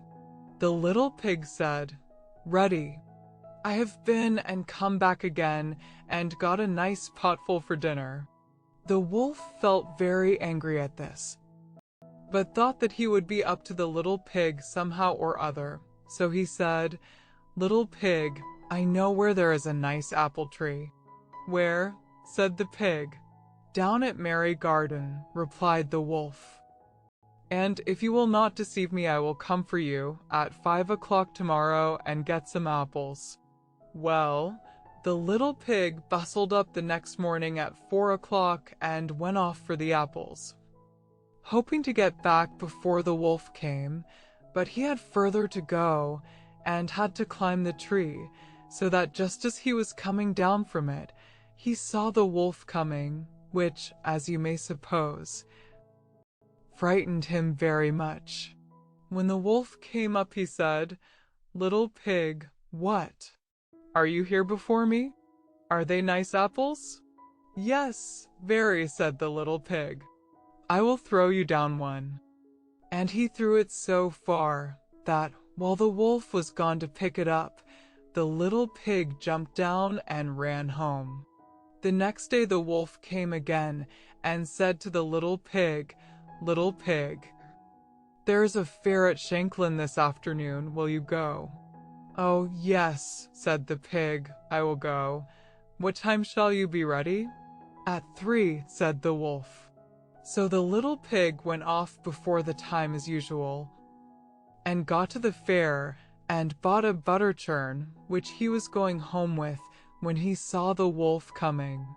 Then he could not tell what to do, so he got into the churn to hide, and by so doing turned it round, and it rolled down the hill with the pig in it, which frightened the wolf so much that he ran home without going to the fair. He went to the little pig's house, and told him how frightened he had been by a great round thing which came down the hill past him. Then the little pig said, I frightened you then. I had been to the fair and bought a butter churn, and when I saw you, I got into it and rolled down the hill."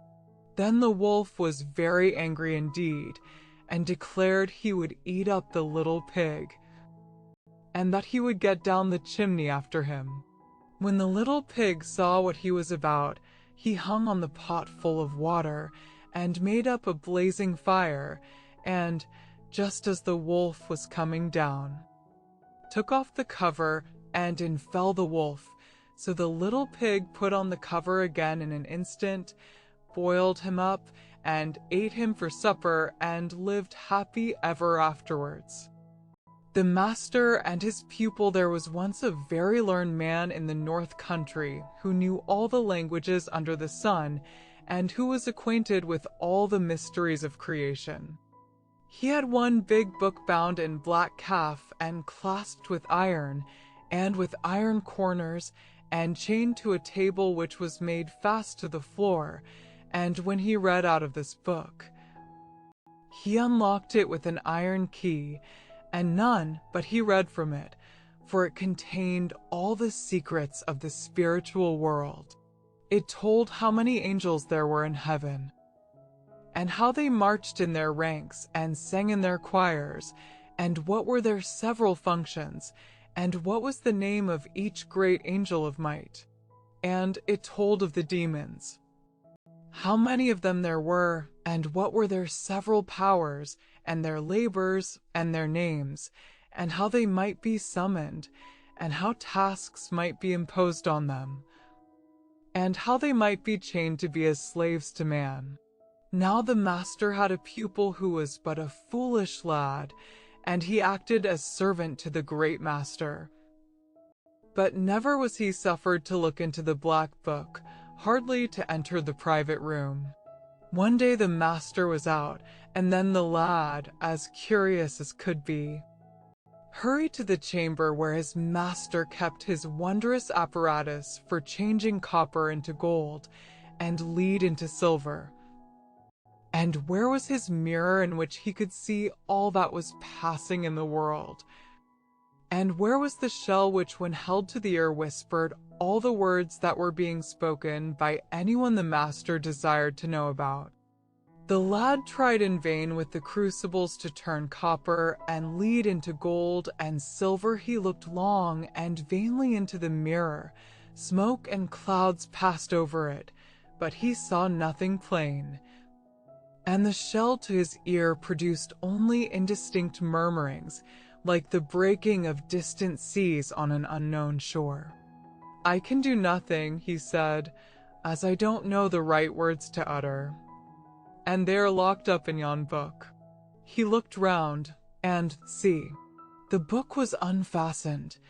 The master had forgotten to lock it before he went out. The boy rushed to it and unclosed the volume. It was written with red and black ink, and much of it he could not understand, but he put his finger on a line and spelled it through. At once the room was darkened, and the house trembled. A clap of thunder rolled through the passage and the old room, and there stood before him a horrible, horrible form, breathing fire, and with eyes like burning lamps. It was the demon Beelzebub, whom he had called up to serve him. "Set me a task," said he, with a voice like the roaring of an iron furnace. The boy only trembled, and his hair stood up. "Set me a task, or I shall strangle thee." But the lad could not speak. Then the evil spirit stepped towards him, and putting forth his hands touched his throat. The fingers burned his flesh. "Set me a task." "Water yon flower," cried the boy in despair, pointing to a geranium which stood in a pot on the floor. Instantly the spirit left the room. But in another instant he returned with the barrel on his back, and poured its contents over the flower, and again he went and came, and poured more and more water, till the floor of the room was ankle deep. "Enough, enough," gasped the lad, but the demon heeded him not. The lad didn't know the words by which to send him away, and still he fetched water. It rose to the boy's knees, and still more water was poured. It mounted to his waist, and Beelzebub still kept on bringing barrels full. It rose to his armpits, and he scrambled to the tabletop. And now the water in the room stood up to the window and washed against the glass, and swirled around his feet on the table. It still rose. It reached his breast. In vain he cried. The evil spirit would not be dismissed, and to this day he would have been pouring water, and would have drowned all Yorkshire. But the master remembered on his journey that he had not locked his book, and therefore returned, and at the moment when the water was bubbling about the pupil's chin, rushed into the room and spoke the words which cast Beelzebub back into his fiery home. Tittymouse and Tattymouse, Tittymouse and Tattymouse both lived in a house. Tittymouse went a-leasing and Tattymouse went a-leasing, so they both went a-leasing. Tittymouse leased an ear of corn, and Tattymouse leased an ear of corn, so they both leased an ear of corn. Tittymouse made a pudding, and Tattymouse made a pudding, so they both made a pudding. and Tatty Mouse put her pudding into the pot to boil. But when Titty went to put hers in, the pot tumbled over and scalded her to death. Then Tatty sat down and wept. Then a three-legged stool said, "Tatty, why do you weep?" "Tit is dead," said Tatty. "And so I weep." "Then," said the stool, "I'll hop." So the stool hopped. Then a broom in the corner of the room said, "Stool, why do you hop?" "Oh," said the stool, "Tit is dead, and Tatty weeps, and so I hop." "Then," said the broom, "I'll sweep." So the broom began to sweep. "Then," said the door, "Broom, why do you sweep?" "Oh," said the broom, "Tit is dead, and Tatty weeps, and the stool hops, and so I sweep." "Then," said the door, "I'll jar." So the door jarred. "Then," said the window, "Door, why do you jar?" "Oh," said the door, "Tit is dead, and Tatty weeps, and the stool hops, and the broom sweeps, and so I jar." "Then," said the window, "I'll creak." So the window creaked. Now there was an old form outside the house, and when the window creaked, the form said, "Window, why do you creak?" "Oh," said the window, "Tit is dead, and Tatty weeps, and the stool hops, and the broom sweeps, the door jars, and so I creak." "Then," said the old form, "I'll run round the house." Then the old form ran round the house. Now there was a fine large walnut tree growing by the cottage, and the tree said to the form, "Form, why do you run round the house?"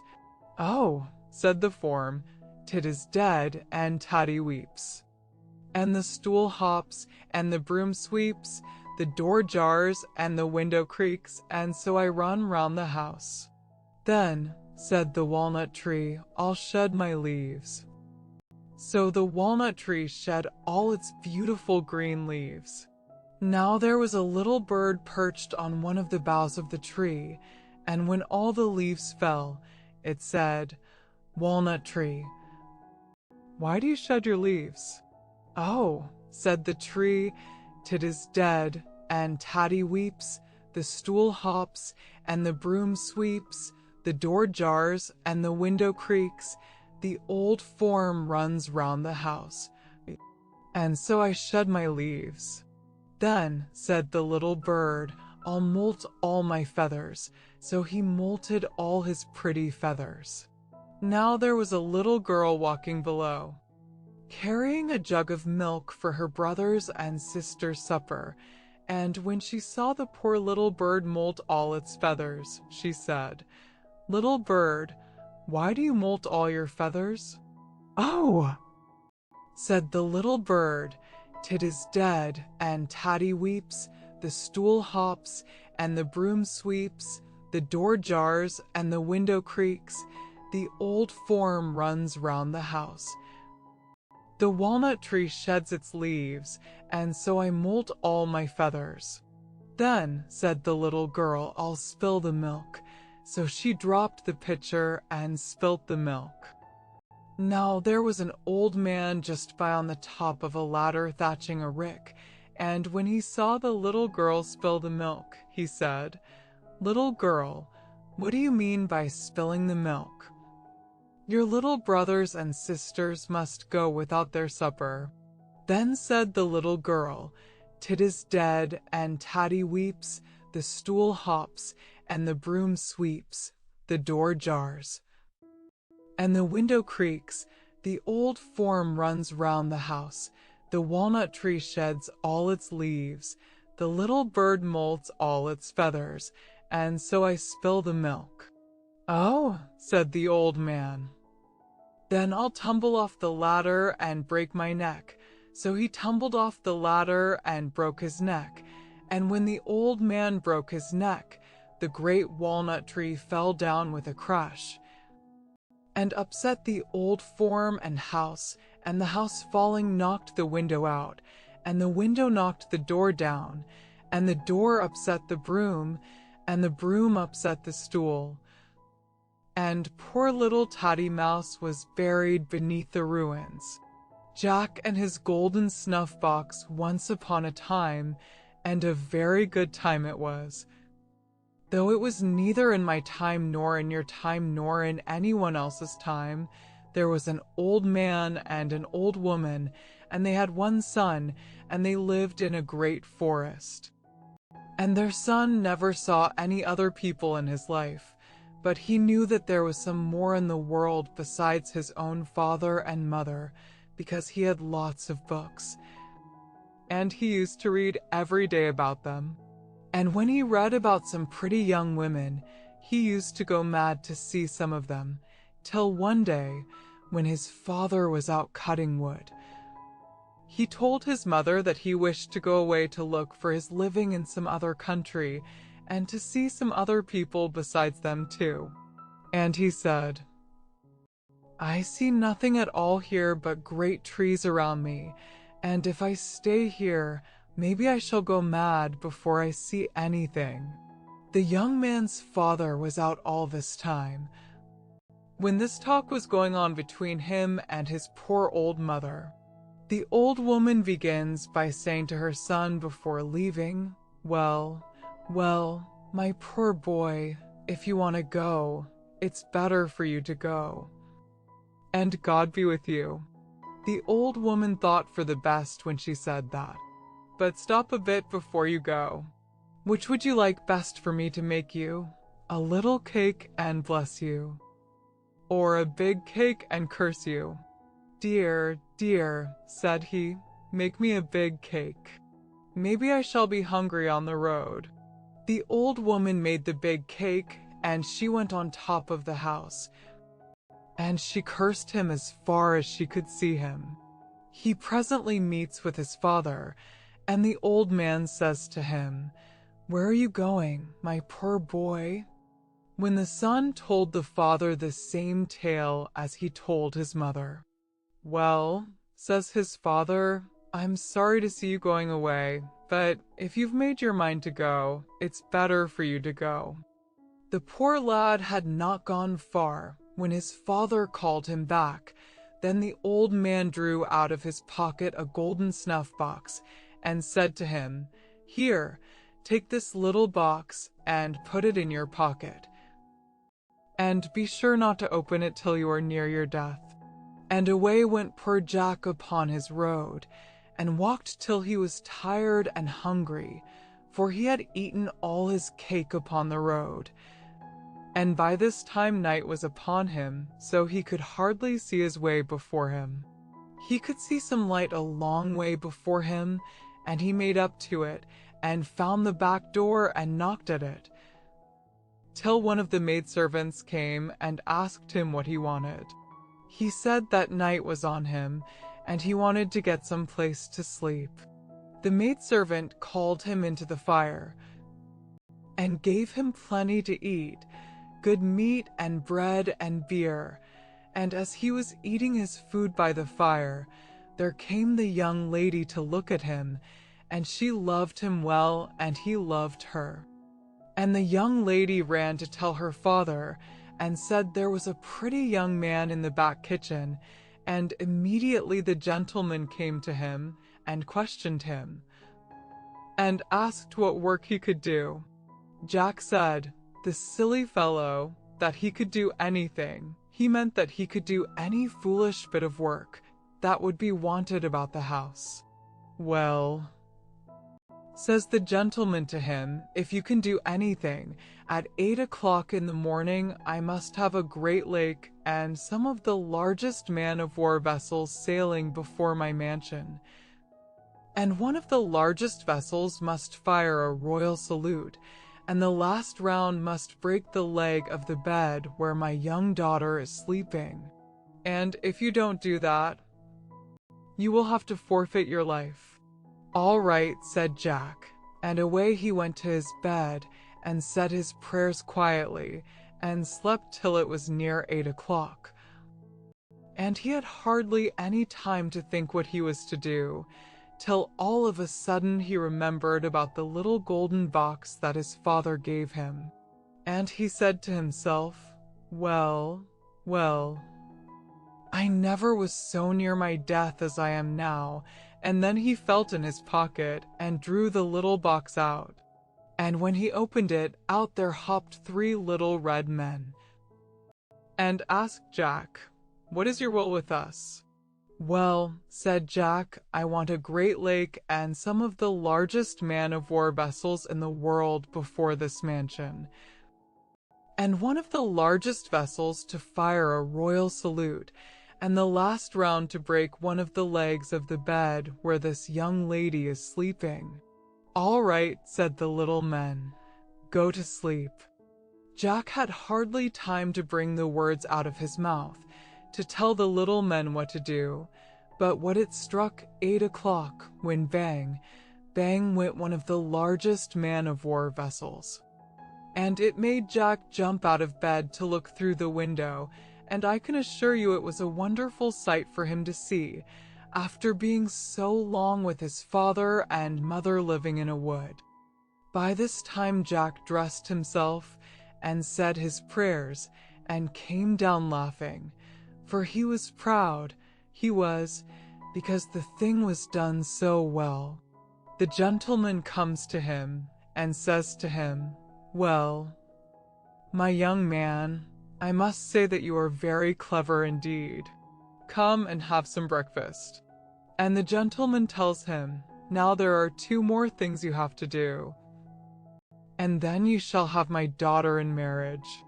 Jack gets his breakfast, and has a good squint at the young lady, and also she at him. The other thing that the gentleman told him to do was to fell all the great trees for miles around by 8 o'clock in the morning, and, to make my long story short, it was done.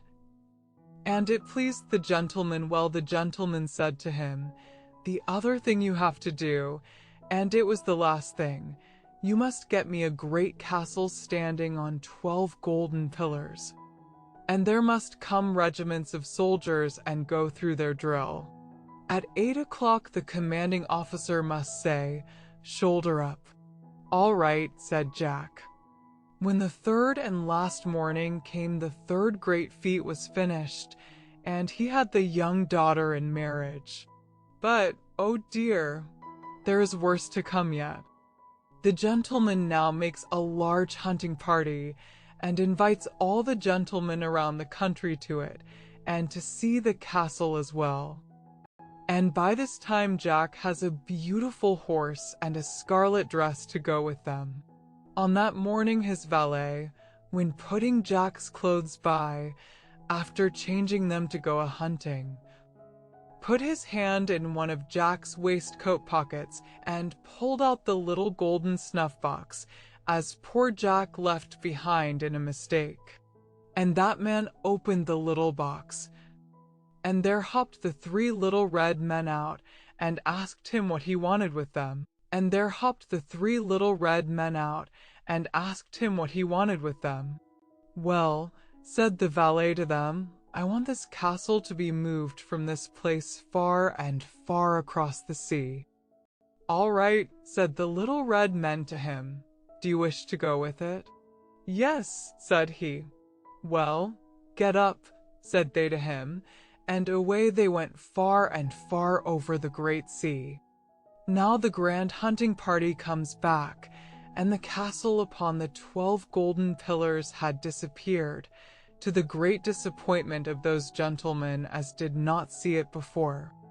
That poor silly Jack is threatened by taking his beautiful young wife from him, for taking them in the way he did. But the gentleman at last made an agreement with him, and he is to have a 12 months and a day to look for it, and off he goes with a good horse and money in his pocket. Now poor Jack goes in search of his missing castle, over hills, dales, valleys, and mountains, through woolly woods and sheep walks, further than I can tell you or ever intend to tell you, until at last he comes up to the place where lives the king of all the little mice in the world. There was one of the little mice on sentry at the front gate going up to the palace, and did try to stop Jack from going in. He asked the little mouse, "Where does the king live? I should like to see him." This one sent another with him to show him the place. And when the king saw him, he called him in. And the king questioned him and asked him where he was going that way.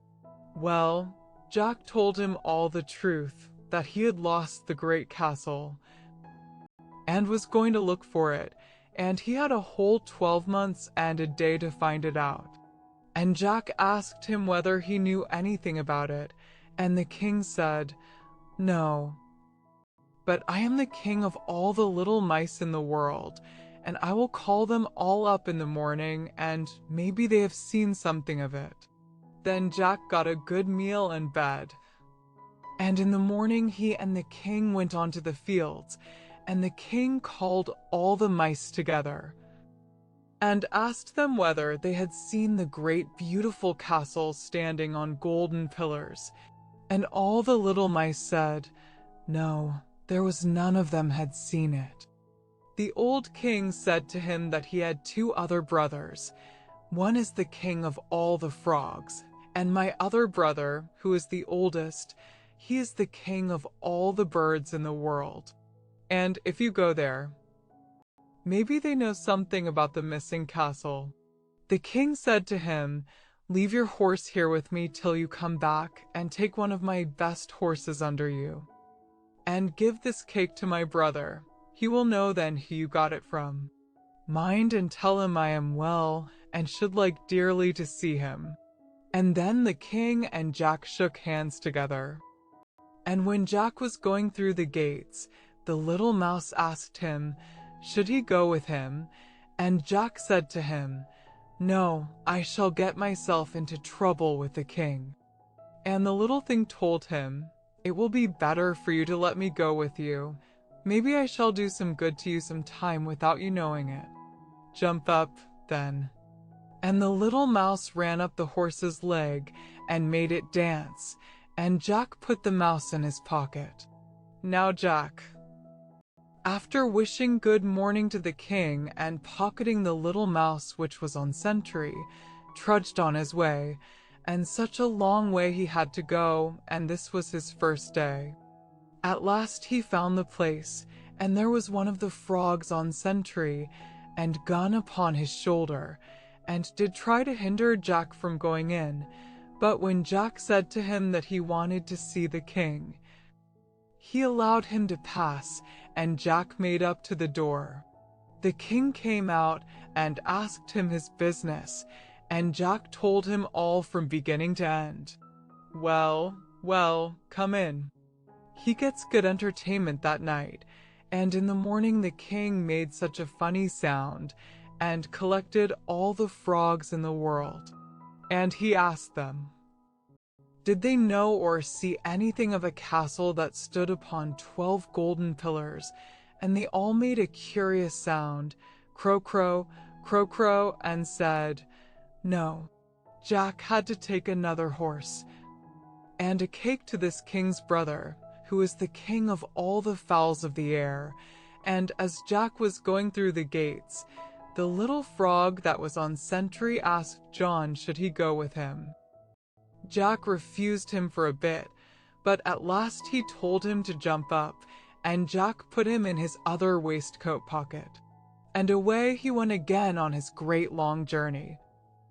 It was 3 times as long this time as it was the first day. However, he found the place, and there was a fine bird on sentry.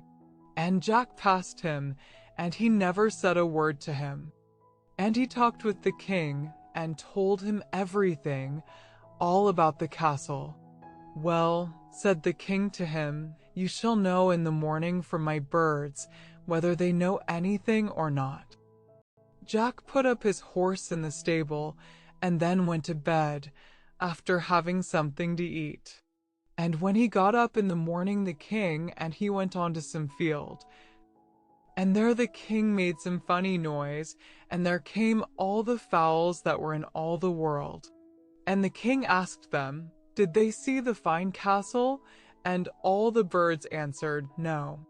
Well, Said the king, "Where's the great bird?" They had to wait then for a long time for the eagle to make his appearance, when at last he came all in a perspiration. After sending 2 little birds high up in the sky to whistle on him to make all the haste he possibly could, the king asked the great bird, did he see the great castle?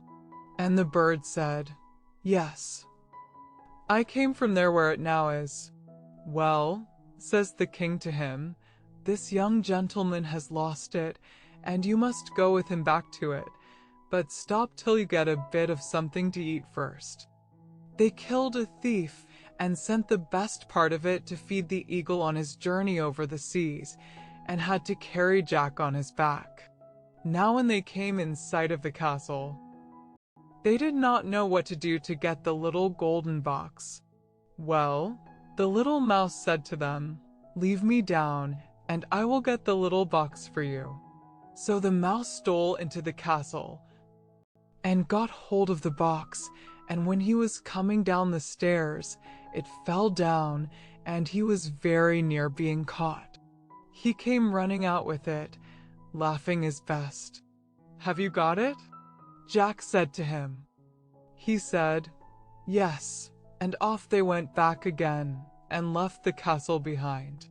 As they were all of them, Jack, Mouse, Frog, and Eagle, passing over the great sea, they fell to quarreling about which it was that got the little box, till down it slipped into the water. It was by them looking at it and handing it from one hand to the other that they dropped the little box to the bottom of the sea. "Well, well," said the frog, "I knew that I would have to do something, so you had better let me go down in the water." And they let him go, and he was down for 3 days and 3 nights, and up he comes, and shows his nose and little mouth out of the water, and all of them asked him, did he get it? And he told them, no. "Well, what are you doing there then?" "Nothing at all," he said. "Only I want my full breath." And the poor little frog went down the second time, and he was down for a day and a night, and up he brings it. And away they did go. After being there 4 days and nights, and after a long tug over seas and mountains, arrive at the palace of the old king, who is the master of all the birds in the world. And the king is very proud to see them, and has a hearty welcome and a long conversation. Jack opens the little box and told the little men to go back and to bring the castle here to them. "And all of you make as much haste back again as you possibly can." The 3 little men went off, and when they came near the castle they were afraid to go to it till the gentleman and lady and all the servants were gone out to some dance. And there was no one left behind there, only the cook and another maid with her, and the little red men asked them which would they rather go or stop behind. And they both said, "I will go with you," and the little men told them to run upstairs quick. They were no sooner up and in one of the drawing rooms than here comes just in sight the gentleman and lady and all the servants, but it was too late. Off the castle went at full speed, with the women laughing at them through the window, while they made motions for them to stop, but all to no purpose. They were 9 days on their journey, in which they did try to keep the Sunday holy, when one of the little men turned to be the priest, the other the clerk, and third presided at the organ, and the women were the singers. For they had a grand chapel in the castle already. Very remarkable, there was a discord made in the music. And one of the little men ran up one of the organ pipes to see where the bad sound came from. When he found out, it only happened to be that the 2 women were laughing at the little red man stretching his little legs full length on the bass pipes, also his 2 arms the same time, with his little red nightcap, which he never forgot to wear, and what they never witnessed before, could not help calling forth some good merriment while on the face of the deep. And poor thing, through them not going on with what they begun with, they very near came to danger, as the castle was once very near sinking in the middle of the sea. At length, after a merry journey, they come again to Jack and the king. The king was quite struck with the sight of the castle, and going up the golden stairs, went to see the inside. The king was very much pleased with the castle, but poor Jack's time of 12 months and a day was drawing to a close, and he, wishing to go home to his young wife, gives orders to the 3 little men to get ready by the next morning at 8 o'clock to be off to the next brother, and to stop there for one night. Also to proceed from there to the last or the youngest brother, the master of all the mice in the world, in such place where the castle shall be left under his care until it's sent for. Jack takes a farewell of the king, and thanks him very much for his hospitality. Away went Jack and his castle again, and stopped one night in that place. And away they went again to the 3rd place, and there left the castle under his care.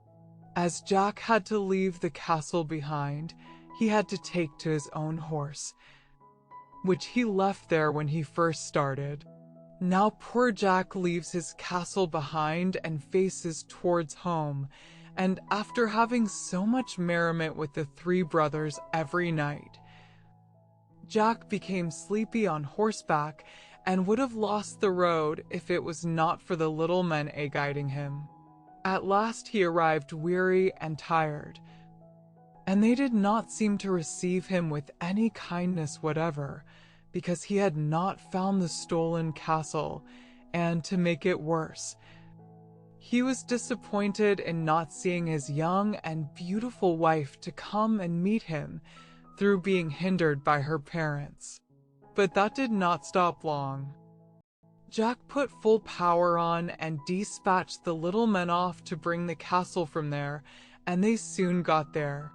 Jack shook hands with the king, and returned many thanks for his kingly kindness in minding the castle for him, and then Jack instructed the little men to spur up and put speed on, and off they went, and were not long before they reached their journey's end, when out comes the young wife to meet him with a fine lump of a young son, and they all lived happy ever afterwards. The story of the 3 bears. Once upon a time there were 3 bears who lived together in a house of their own in a wood. One of them was a little, small wee bear, and one was a middle-sized bear, and the other was a great, huge bear. They had each a pot for their porridge, a little pot for the little, small, wee bear, and a middle-sized pot for the middle bear, and a great pot for the great, huge bear. And they had each a chair to sit in, a little chair for the little, small, wee bear, and a middle-sized chair for the middle bear, and a great chair for the great, huge bear.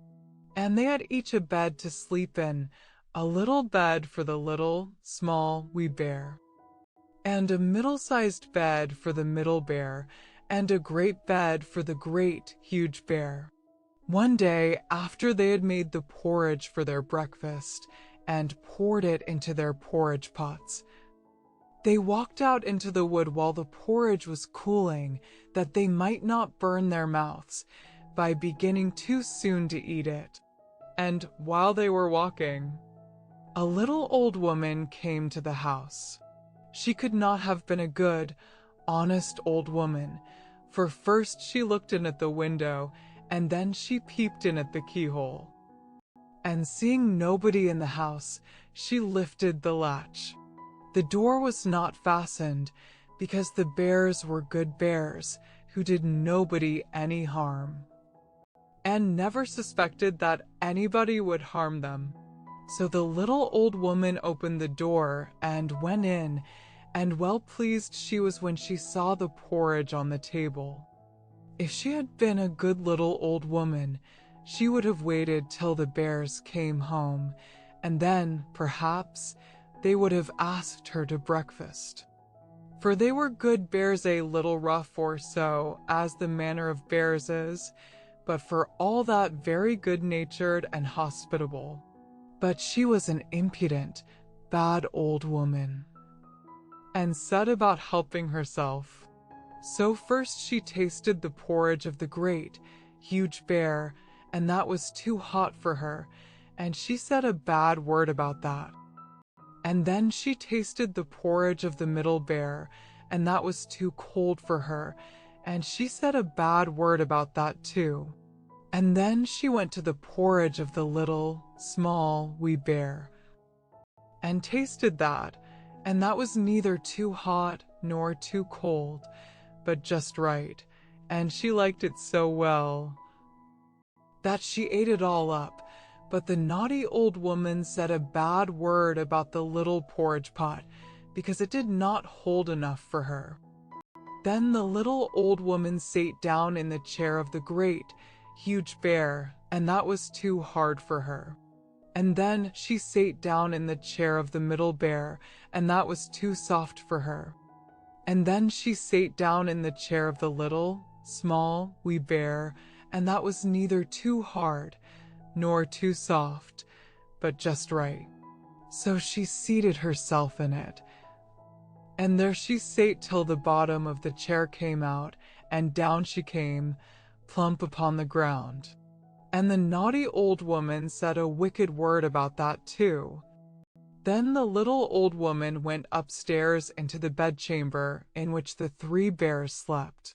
And first she lay down upon the bed of the great, huge bear, but that was too high at the head for her. And next she lay down upon the bed of the middle bear, and that was too high at the foot for her. And then she lay down upon the bed of the little, small, wee bear, and that was neither too high at the head nor at the foot, but just right.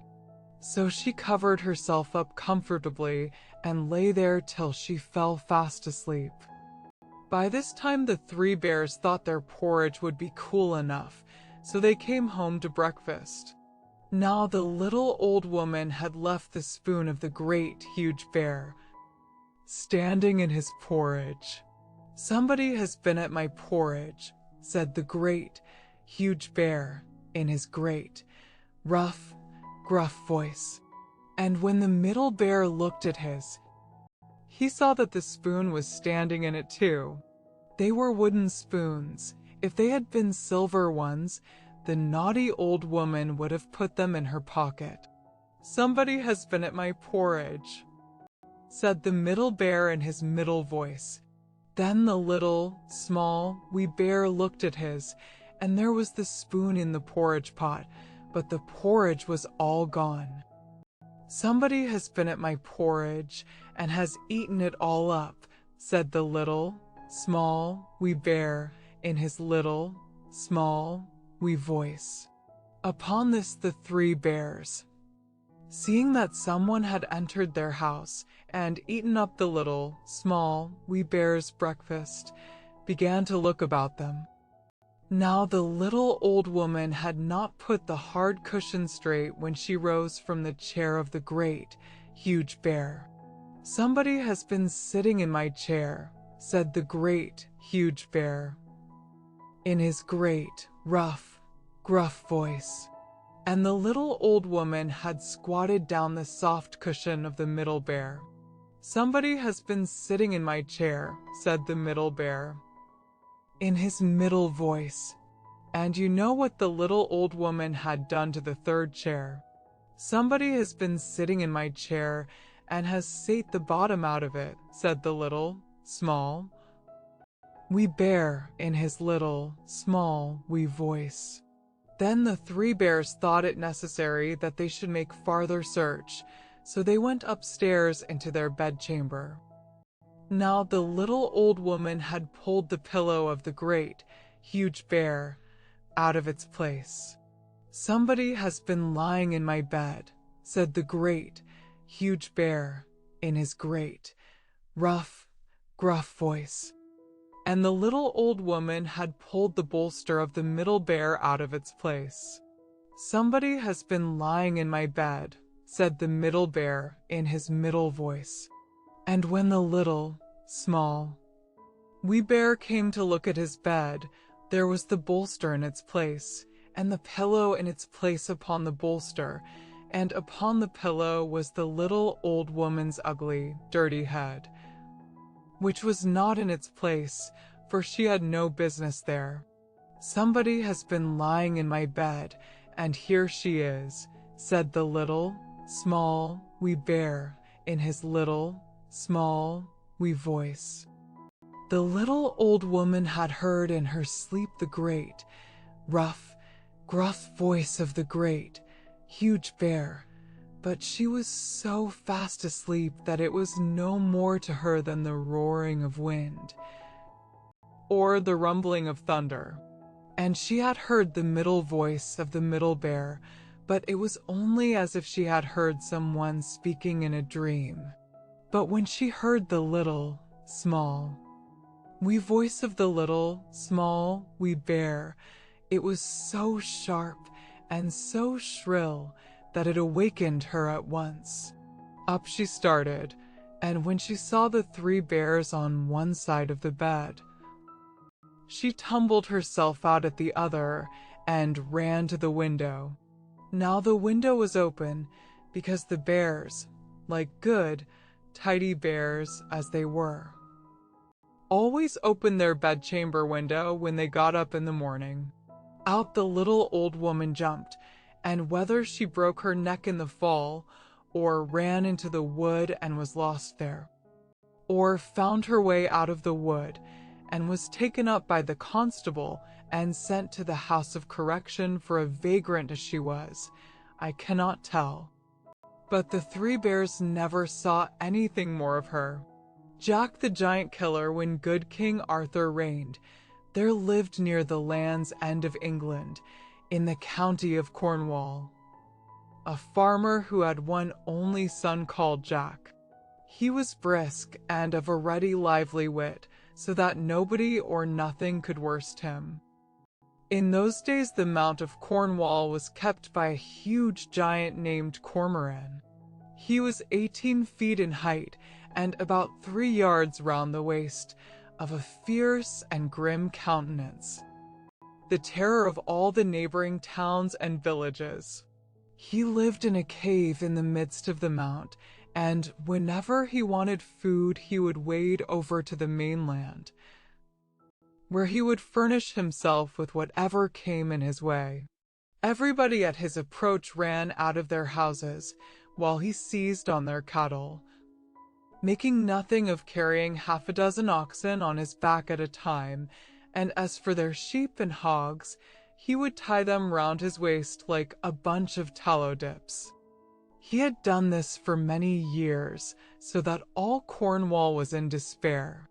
One day Jack happened to be at the town hall when the magistrates were sitting in council about the giant. He asked, "What reward will be given to the man who kills Cormoran?" "The giant's treasure," they said, "will be the reward." Quoth Jack, "Then let me undertake it." So he got a horn, shovel, and pickaxe, and went over to the mount in the beginning of a dark winter's evening, when he fell to work, and before morning had dug a pit 22 feet deep and nearly as broad, covering it over with long sticks and straw. Then he strewed a little mold over it, so that it appeared like plain ground. Jack then placed himself on the opposite side of the pit, farthest from the giant's lodging, and, just at the break of day, he put the horn to his mouth, and blew, "Tantivy, tantivy." This noise roused the giant, who rushed from his cave, crying, "You incorrigible villain, are you come here to disturb my rest? You shall pay dearly for this. Satisfaction I will have, and this it shall be. I will take you whole and broil you for breakfast." He had no sooner uttered this than he tumbled into the pit and made the very foundations of the mount to shake.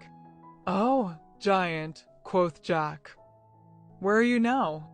"Oh, faith, you are gotten now into Lob's pound, where I will surely plague you for your threatening words.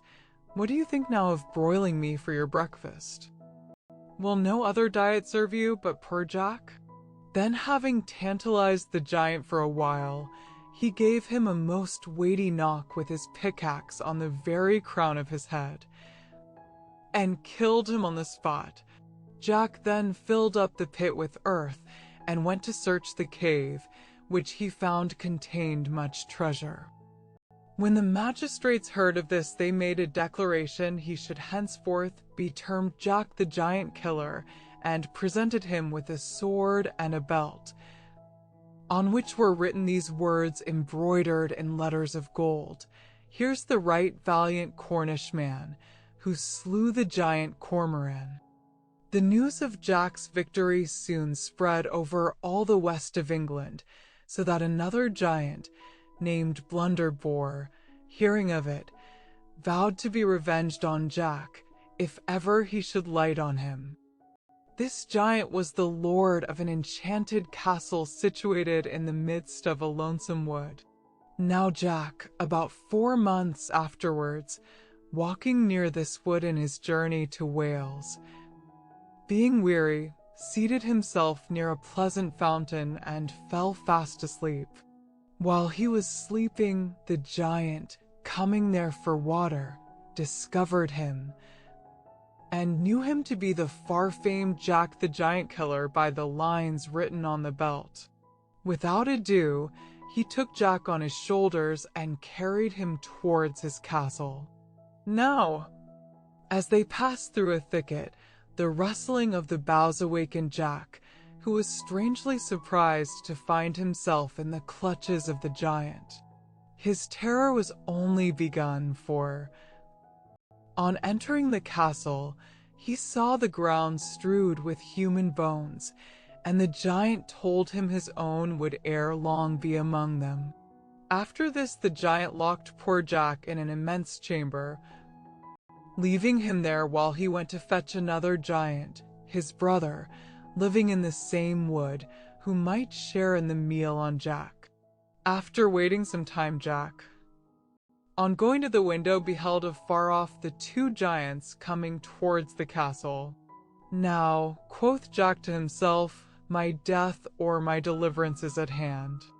Now, there were strong cords in a corner of the room in which Jack was, and 2 of these he took, and made a strong noose at the end. And while the giants were unlocking the iron gate of the castle, he threw the ropes over each of their heads. Then he drew the other ends across a beam and pulled with all his might, so that he throttled them. Then, when he saw they were black in the face, he slid down the rope, and drawing his sword, slew them both. Then, taking the giant's keys and unlocking the rooms, he found 3 fair ladies tied by the hair of their heads, almost starved to death. "Sweet ladies," quoth Jack, "I have destroyed this monster and his brutish brother, and obtained your liberties." This said, he presented them with the keys, and so proceeded on his journey to Wales. Jack made the best of his way by traveling as fast as he could, but lost his road, and was benighted, and could find any habitation until, coming into a narrow valley, he found a large house, and in order to get shelter took courage to knock at the gate. But what was his surprise when there came forth a monstrous giant with 2 heads, yet he did not appear so fiery as the others were, for he was a Welsh giant. And what he did was by private and secret malice under the false show of friendship.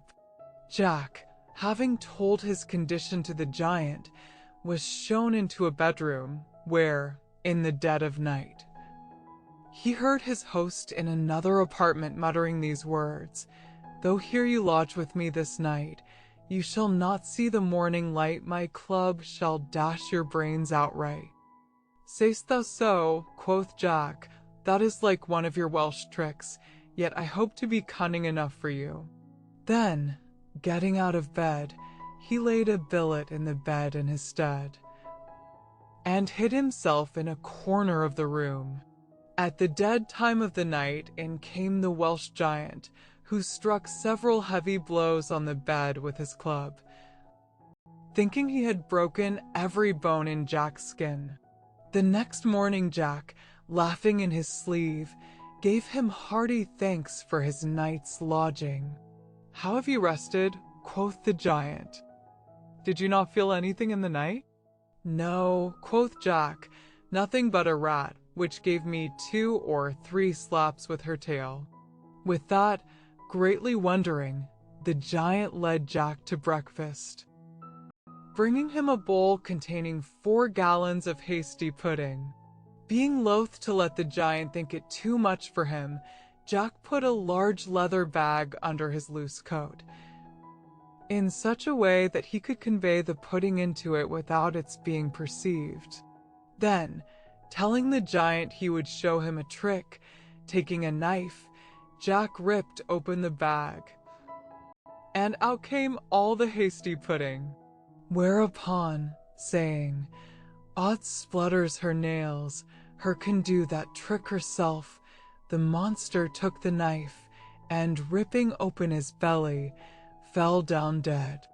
Now, it happened in these days that King Arthur's only son asked his father to give him a large sum of money, in order that he might go and seek his fortune in the Principality of Wales, where lived a beautiful lady possessed with 7 evil spirits.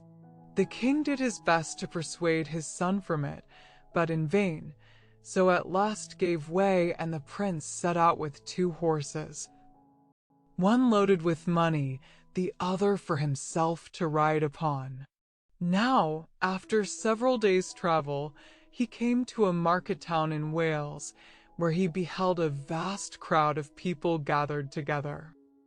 The prince asked the reason of it, and was told that they had arrested a corpse for several large sums of money which the deceased owed when he died.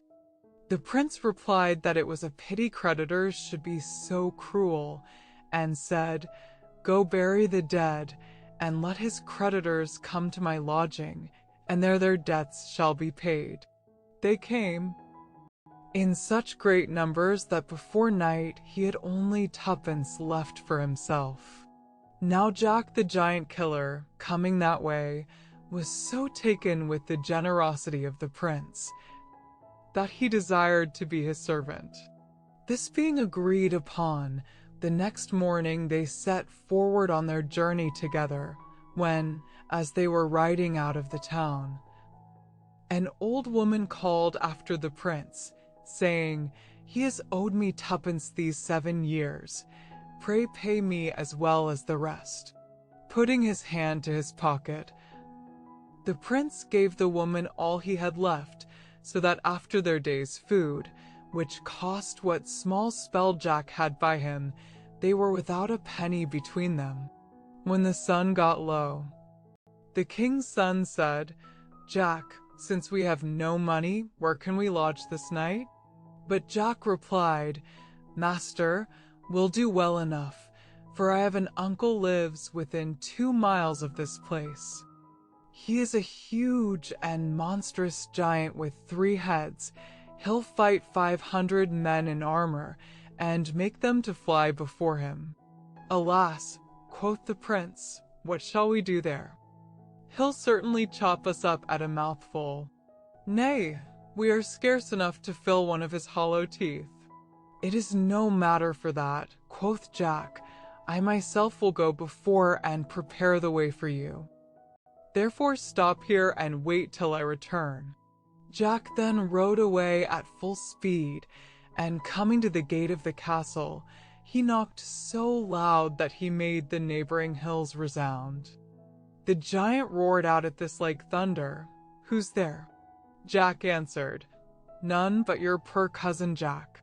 Quoth he, "What news with my poor cousin Jack?" He replied, "Dear uncle, heavy news. God, what?" "Prithee," quoth the giant, "what heavy news can come to me? I am a giant with 3 heads, and besides thou knowest I can fight 500 men in armor, and make them fly like chaff before the wind." "Oh, but," quoth Jack, "here's the king's son a-coming with 1,000 men in armor to kill you and destroy all that you have." "Oh, cousin Jack," said the giant, "this is heavy news indeed. I will immediately run and hide myself, and thou shalt lock, bolt, and bar me in, and keep the keys until the prince is gone." Having secured the giant, Jack fetched his master, when they made themselves heartily merry whilst the poor giant lay trembling in a vault under the ground. Early in the morning Jack furnished his master with a fresh supply of gold and silver, and then sent him 3 miles forward on his journey, at which time the prince was pretty well out of the smell of the giant. Jack then returned and let the giant out of the vault, who asked what he should give him for keeping the castle from destruction. "Why," quoth Jack, "I want nothing but the old coat and cap, together with the old rusty sword and slippers which are at your bed's head." Quoth the giant, "You know not what you ask. They are the most precious things I have. The coat will keep you invisible, the cap will tell you all you want to know, the sword cuts asunder whatever you strike, and the shoes are of extraordinary swiftness. But you have been very serviceable to me, therefore take them with all my heart." Jack thanked his uncle, and then went off with them. He soon overtook his master, and they quickly arrived at the house of the lady the prince sought, who, finding the prince to be a suitor, prepared a splendid banquet for him. After the repast was concluded, she told him she had a task for him.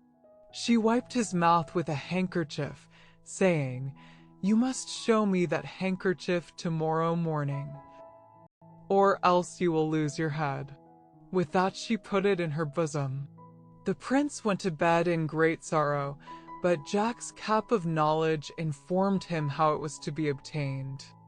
In the middle of the night she called upon her familiar spirit to carry her to Lucifer, but Jack put on his coat of darkness and his shoes of swiftness, and was there as soon as she was. When she entered the place of the Old One, she gave the handkerchief to old Lucifer, who laid it upon a shelf, whence Jack took it and brought it to his master, who showed it to the lady next day, and so saved his life. On that day, she gave the prince a kiss and told him he must show her the lips tomorrow morning that she kissed last night, or lose his head. "Ah," he replied, "if you kiss none but mine, I will." "That is neither here nor there," said she. "If you do not, death's your portion."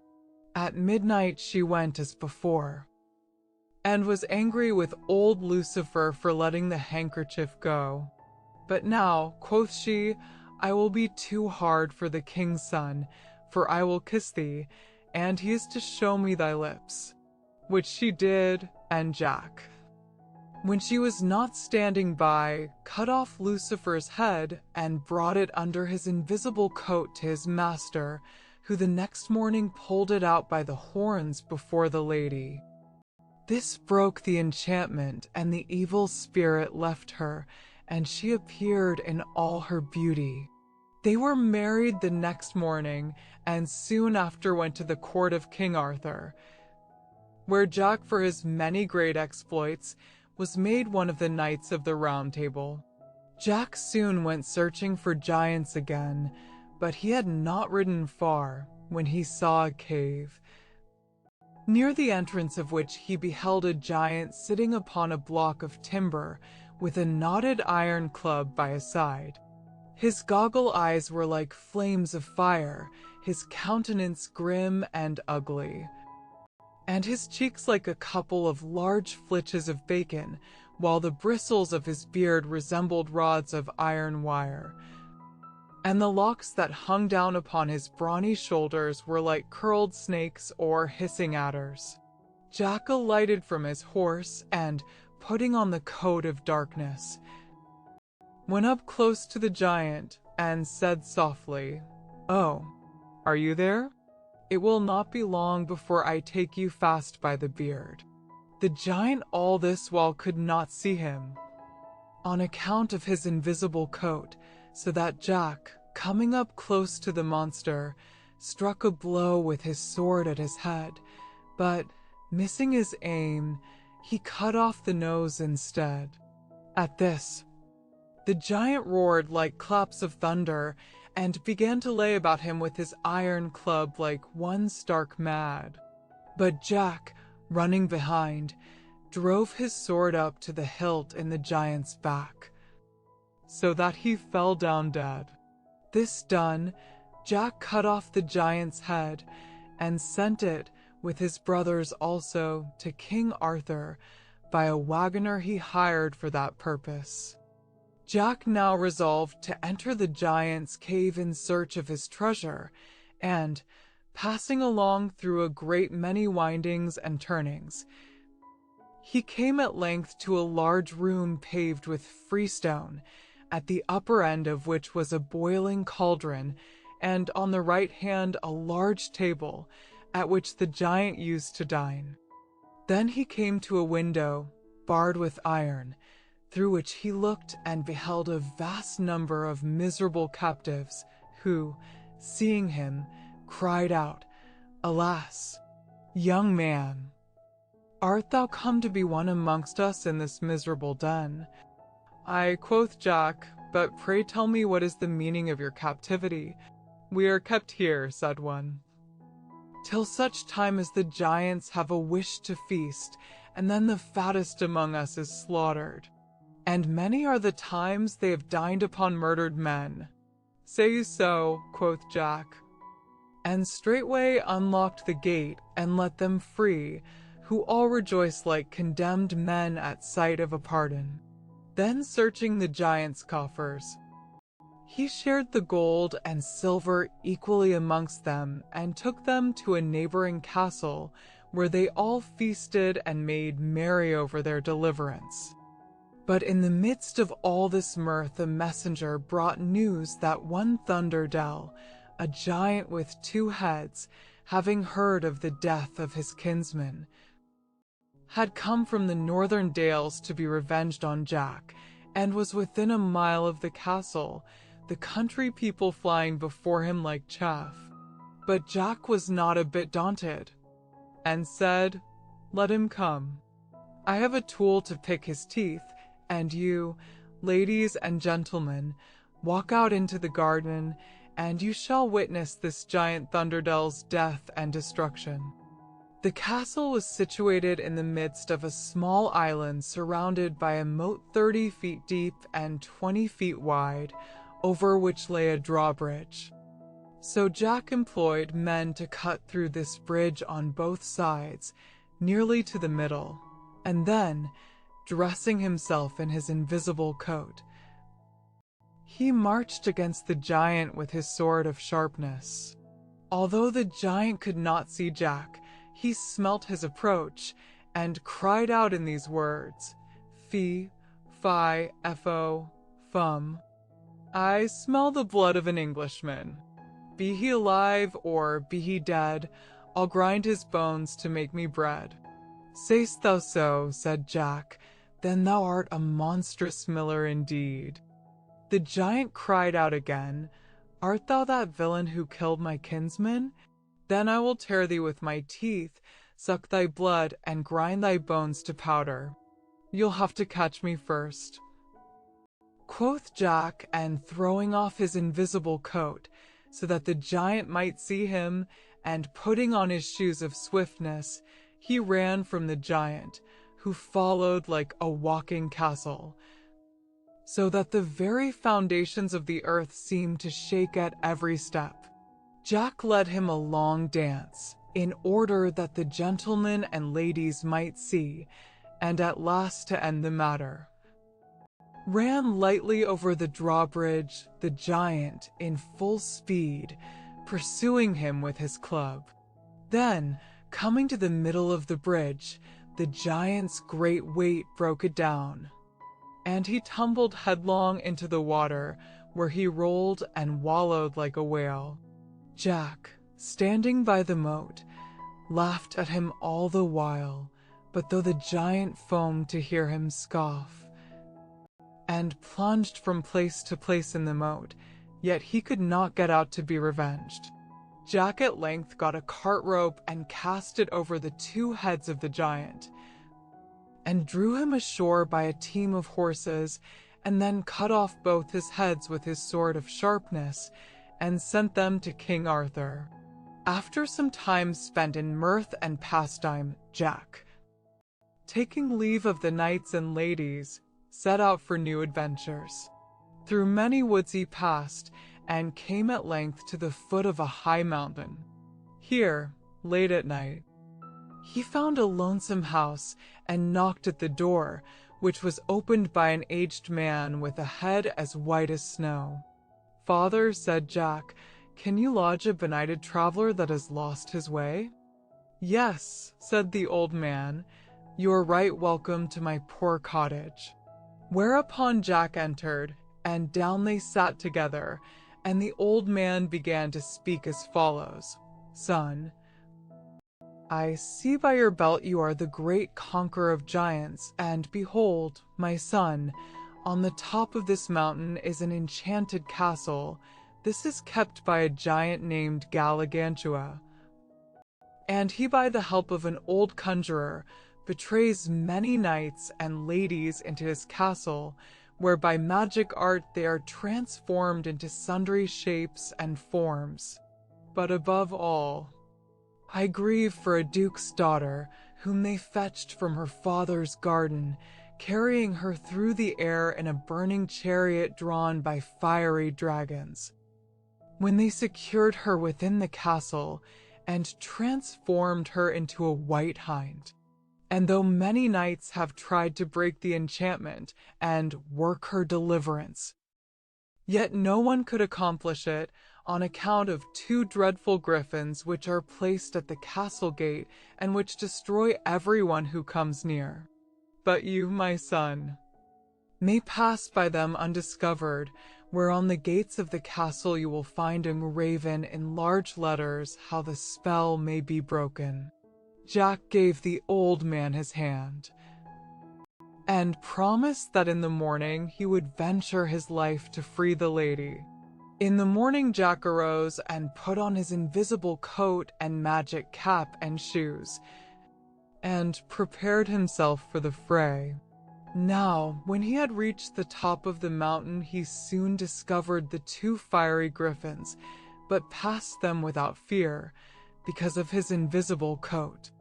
When he had got beyond them, he found upon the gates of the castle a golden trumpet hung by a silver chain, under which these lines were engraved: "Whoever shall this trumpet blow, shall soon the giant overthrow, and break the black enchantment straight, so all shall be in happy state." Jack had no sooner read this, but he blew the trumpet, at which the castle trembled to its vast foundations, and the giant and conjurer were in horrid confusion, biting their thumbs and tearing their hair, knowing their wicked reign was at an end. Then the giant, stooping to take up his club, Jack at one blow cut off his head, whereupon the conjurer, mounting up into the air, was carried away in a whirlwind. Then the enchantment was broken, and all the lords and ladies who had so long been transformed into birds and beasts returned to their proper shapes, and the castle vanished away in a cloud of smoke. This being done, the head of Galligantua was likewise, in the usual manner, conveyed to the court of King Arthur, where, The very next day, Jack followed with the knights and ladies who had been delivered, whereupon, as a reward for his good services, the king prevailed upon the duke to bestow his daughter in marriage on honest Jack. So married they were, and the whole kingdom was filled with joy at the wedding. Furthermore, the king bestowed on Jack a noble castle with a very beautiful estate thereto belonging, where he and his lady lived in great joy and happiness all the rest of their days.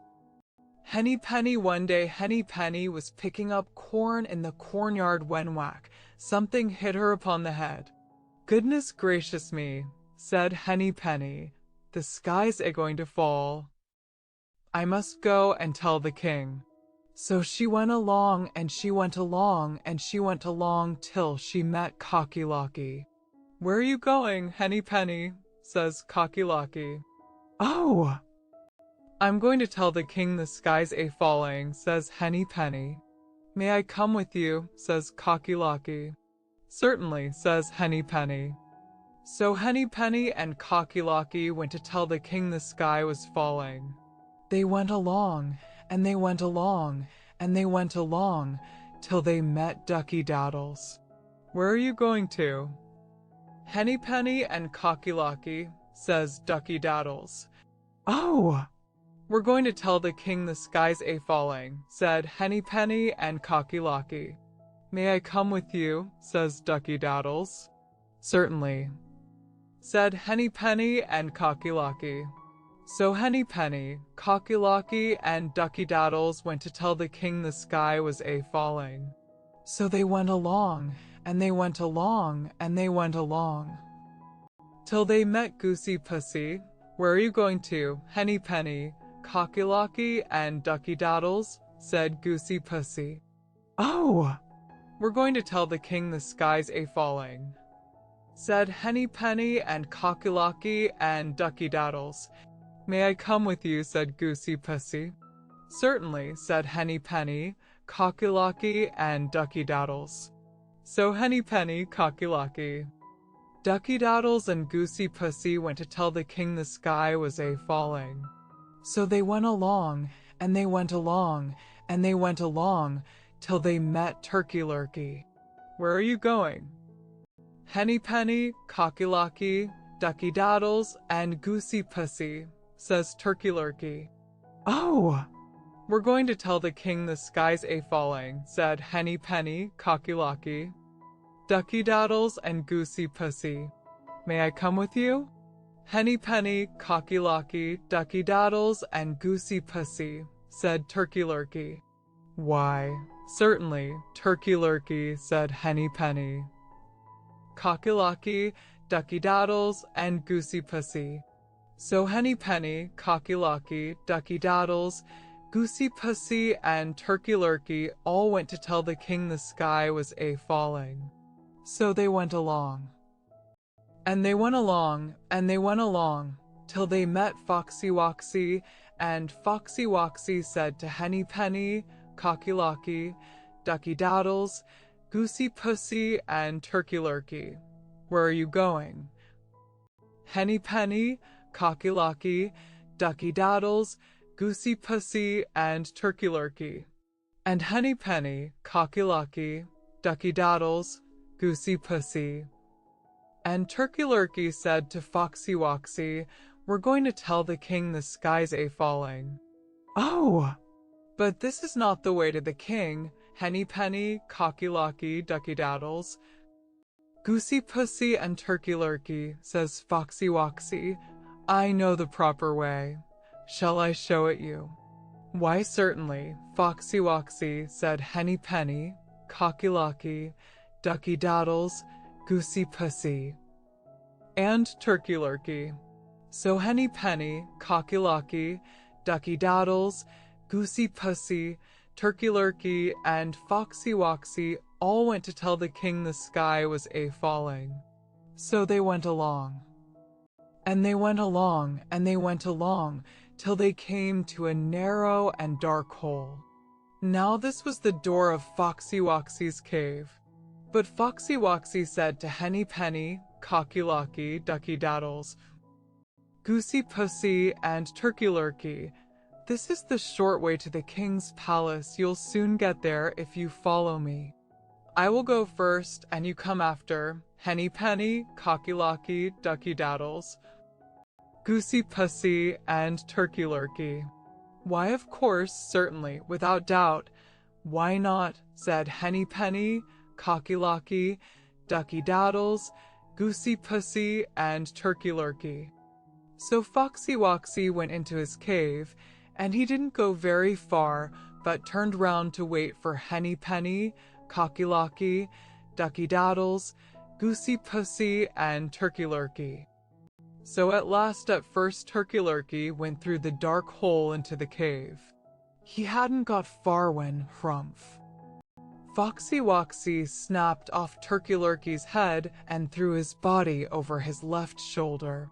Then Goosey Pussy went in, and hrumph, off went her head, and Goosey Pussy was thrown beside Turkey Lurkey. Then Ducky Daddles waddled down, and hrumph, snapped Foxy Woxy.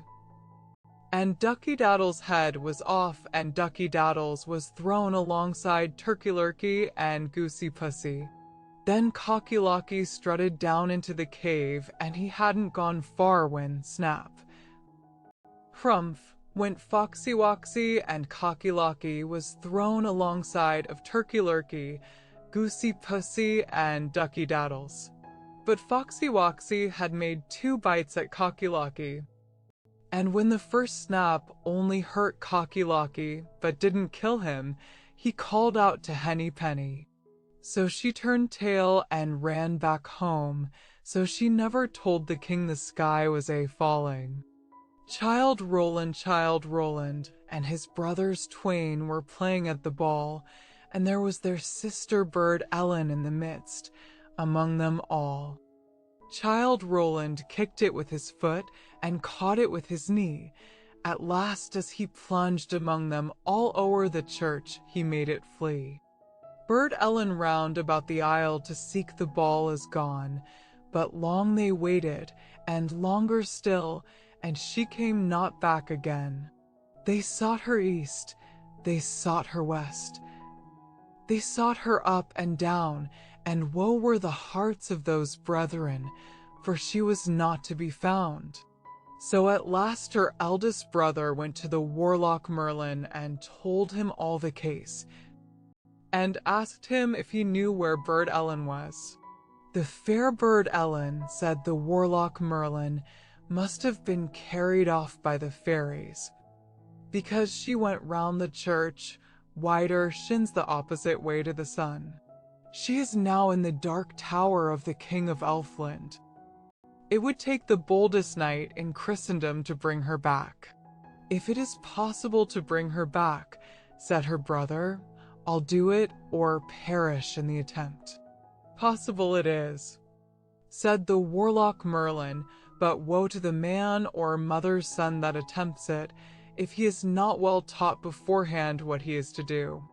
The eldest brother of Bird Ellen was not to be put off by any fear of danger from attempting to get her back, so he begged the warlock Merlin to tell him what he should do and what he should not do in going to seek his sister. And after he had been taught and had repeated his lesson, he set out for Elfland. But long they waited, and longer still, with doubt and muckle pain, but woe were the hearts of his brethren, for he came not back again. Then the second brother got tired and sick of waiting, and he went to the warlock Merlin and asked him the same as his brother. So he set out to find Bird Ellen. But long they waited, and longer still, with muckle doubt and pain, and woe were his mother's and brother's heart, for he came not back again. And when they had waited and waited a good long time, Child Roland, the youngest of Bird Ellen's brothers, wished to go, and went to his mother, the good queen, to ask her to let him go. But she would not at first, for he was the last of her children she now had, and if he was lost, all would be lost. But he begged, and he begged, till at last the good queen let him go, and gave him his father's good brand that never struck in vain. And as she girt it round his waist, she said the spell that would give it victory. So Childe Roland said goodbye to the good queen, his mother, and went to the cave of the warlock Merlin. Once more, and but once more, he said to the warlock, "Tell how man or mother's son may rescue Burd Ellen and her brothers twain." "Well, my son," said the warlock Merlin, "there are but two things, simple they may seem, but hard they are to do. One thing to do, and one thing not to do. And the thing to do is this: after you have entered the land of Faery, whoever speaks to you, till you meet the Burd Ellen, you must out with your father's brand and off with their head. And what you've not to do is this: bite no bit, and drink no drop, however hungry or thirsty you be, drink a drop or bite a bit, while in Elfland you be, and never will you see Middle-earth again." So Childe Roland said the two things over and over again, till he knew them by heart. And he thanked the warlock Merlin and went on his way. And he went along and along and along, and still further along, till he came to the horse herd of the king of Elfland feeding his horses. These he knew by their fiery eyes, and knew that he was at last in the land of Faery. "Canst thou tell me," said Childe Roland to the horse herd, "where the king of Elfland's dark tower is?" "I cannot tell thee," said the horse herd, "but go on a little further, and thou wilt come to the cowherd, and he, maybe, can tell thee." Then, without a word more, Childe Roland drew the good brand that never struck in vain, and off went the horseherd's head, and Childe Roland went on further, till he came to the cowherd, and asked him the same question. "I can't tell thee," said he, "but go on a little farther, and thou wilt come to the henwife, and she is sure to know." Then Childe Roland out with his good brand, that never struck in vain, and off went the cowherd's head. And he went on a little further, till he came to an old woman in a grey cloak. And he asked her if she knew where the dark tower of the king of Elfland was. "Go on a little further," said the henwife, "till you come to a round green hill, surrounded with terrace rings. From the bottom to the top, go round it 3 times, wider shins, and each time say, 'Open, door. Open, door. And let me come in.' And the 3rd time the door will open, and you may go in." And Childe Roland was just going on, when he remembered what he had to do, so he out with the good brand, that never struck in vain, and off went the henwife's head.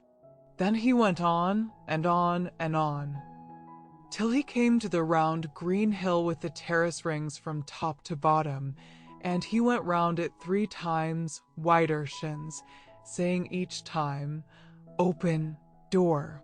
Open, door. And let me come in." And the 3rd time the door did open, and he went in, and it closed with a click, and Childe Roland was left in the dark. It was not exactly dark, but a kind of twilight or gloaming. There were neither windows nor candles, and he could not make out where the twilight came from, if not through the walls and roof. These were rough arches made of a transparent rock, encrusted with sheep silver and rock spar and other bright stones. But though it was rock, the air was quite warm, as it always is in Elfland. So he went through this passage till at last he came to 2 wide and high-folding doors which stood ajar. And when he opened them, there he saw a most wonderful and glorious sight. a large and spacious hall, so large that it seemed to be as long and as broad as the green hill itself. The roof was supported by fine pillars so large and lofty that the pillars of a cathedral were as nothing to them. They were all of gold and silver, with fretted work, and between them and around them, wreaths of flowers. Composed of what do you think? Why, of diamonds and emeralds and all manner of precious stones. And the very keystones of the arches had for ornaments clusters of diamonds and rubies, and pearls and other precious stones. And all these arches met in the middle of the roof, and just there, hung by a gold chain, an immense lamp made out of one big pearl hollowed out and quite transparent. And in the middle of this was a big, huge carbuncle, which kept spinning round and round. And this was what gave light by its rays to the whole hall, which seemed as if the setting sun was shining on it. The hall was furnished in a manner equally grand, and at one end of it was a glorious couch of velvet, silk, and gold, and there sate Bird Ellen, combing her golden hair with a silver comb. And when she saw Childe Roland, she stood up and said, God pity ye, poor luckless fool, what have ye here to do? Hear ye this, my youngest brother, why didn't you bide at home? Had you 100,000 lives, you couldn't spare any a one. But sit you down, but woe, oh, woe, that ever you were born, for come the King of Elflanden, your fortune is forlorn. Then they sate down together, and Childe Roland told her all that he had done, and she told him how their two brothers had reached the Dark Tower, but had been enchanted by the King of Elfland, and lay there entombed as if dead. And then after they had talked a little longer, Childe Roland began to feel hungry from his long travels, and told his sister Bird Ellen how hungry he was and asked for some food, forgetting all about the warlock Merlin's warning. Bird Ellen looked at Childe Roland sadly and shook her head, but she was under a spell and could not warn him. So she rose up and went out and soon brought back a golden basin full of bread and milk. Childe Roland was just going to raise it to his lips when he looked at his sister and remembered why he had come all that way. So he dashed the bowl to the ground and said, Not a sup will I swallow, nor a bit will I bite, till Bird Ellen is set free. Just at that moment they heard the noise of someone approaching, and a loud voice was heard saying, Fee, fi, fo, fum, I smell the blood of a Christian man. Be he dead, be he living with my brand, I'll dash his brains from his brain pan. And then the folding doors of the hall were burst open, and the King of Elfland rushed in.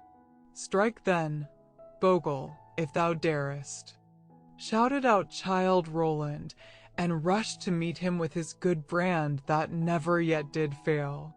They fought, and they fought, and they fought, till Childe Roland beat the King of Elfland down onto his knees, and caused him to yield and beg for mercy.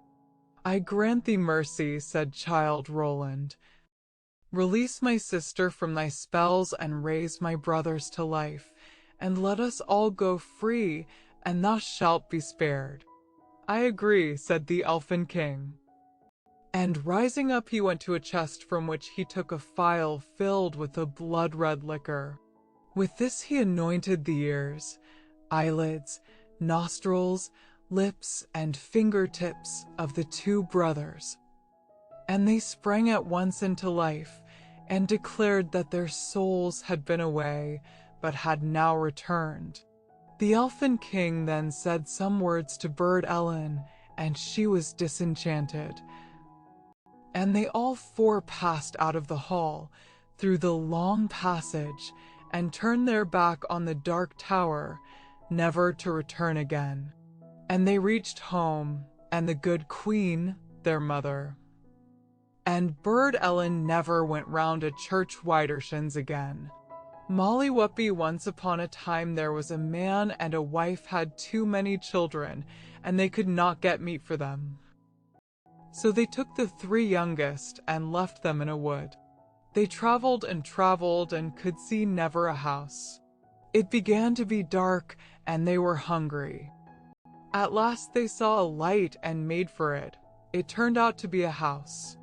They knocked at the door, and a woman came to it, who said, "What do you want?" They said, "Please let us in and give us something to eat." The woman said, "I can't do that, as my man is a giant, and he would kill you if he comes home." They begged hard. "Let us stop for a little while," said they, "and we will go away before he comes." So she took them in and set them down before the fire and gave them milk and bread. But just as they had begun to eat, a great knock came to the door, and a dreadful voice said, "Fee, fi, fo, fum, I smell the blood of some earthly one. Who have you there, wife?" Said the wife. "It's 3 poor lassies, cold and hungry, and they will go away. You won't touch, man." He said nothing, but ate up a big supper and ordered them to stay all night. Now he had 3 lassies of his own, and they were to sleep in the same bed with the 3 strangers. The youngest of the 3 strange lassies was called Molly Whuppie, and she was very clever. She noticed that before they went to bed, the giant put straw ropes round her neck and her sisters, and round his own lassies' necks he put gold chains. So Molly took care and did not fall asleep, but waited till she was sure everyone was sleeping sound. Then she slipped out of the bed and took the straw ropes off her own and her sisters' necks, and took the gold chains off the giant's lassies. She then put the straw ropes on the giant's lassies and the gold on herself and her sisters, and lay down. And in the middle of the night up rose the giant, armed with a great club, and felt for the necks with the straw. It was dark. He took his own lassies out of bed onto the floor, and battered them until they were dead, and then lay down again, thinking he had managed fine. Molly thought it time she and her sisters were out of that, so she wakened them and told them to be quiet, and they slipped out of the house. They all got out safe, and they ran and never stopped until morning, when they saw a grand house before them. It turned out to be a king's house, so Molly went in and told her story to the king.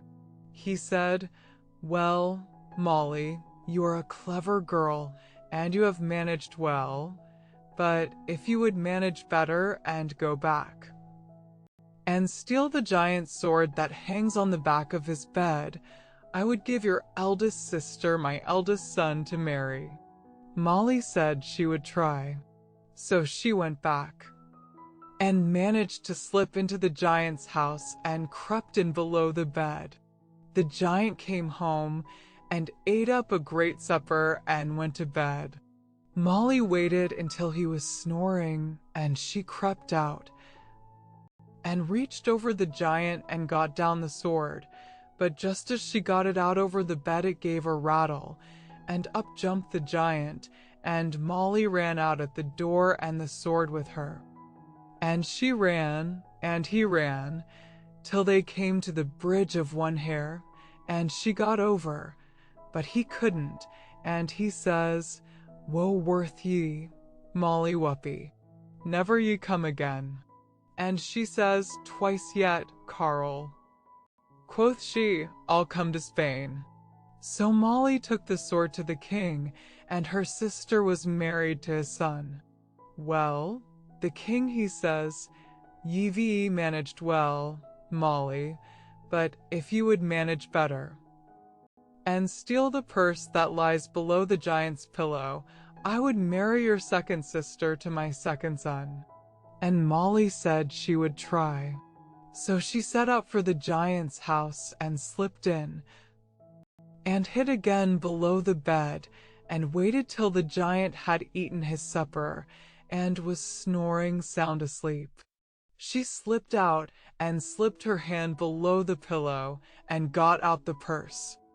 But just as she was going out, the giant wakened, and ran after her, and she ran, and he ran, till they came to the bridge of one hair, and she got over, but he couldn't, and he said, "Woe worth ye, Molly Whuppie, never you come again. Once yet, Carl," quoth she, "I'll come to Spain." So Molly took the purse to the king, and her second sister was married to the king's second son. After that, the king says to Molly, "Molly, you are a clever girl, but if you would do better yet, and steal the giant's ring that he wears on his finger, I will give you my youngest son for yourself."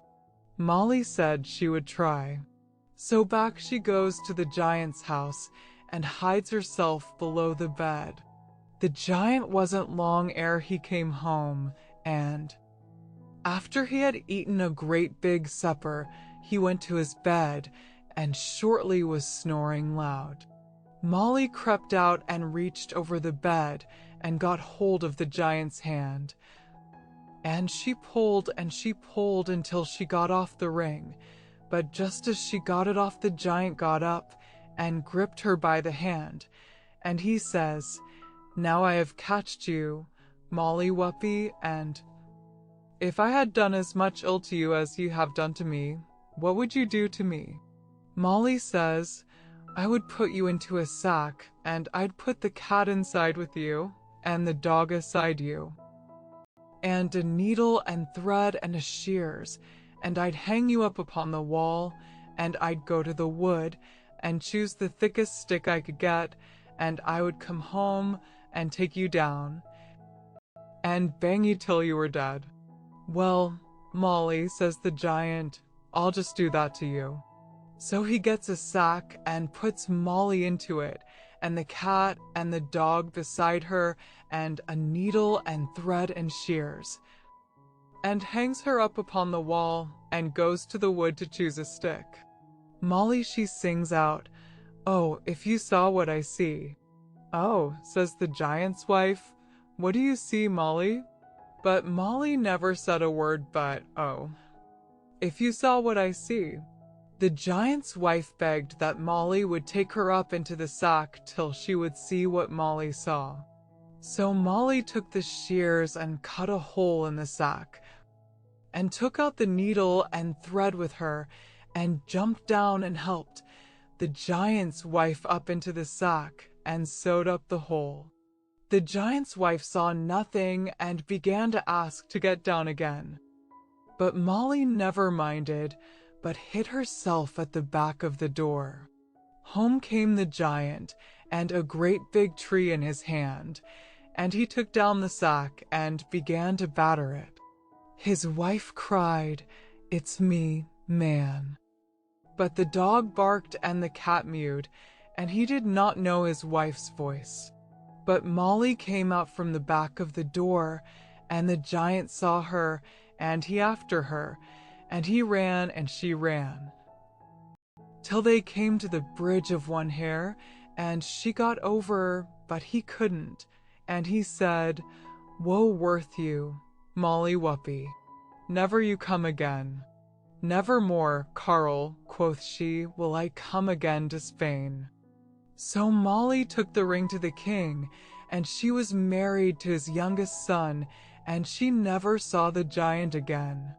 The read, and there was once a widow that lived on a small bit of ground, which she rented from a farmer, and she had 2 sons, and by it was time for the wife to send them away to seek their fortune.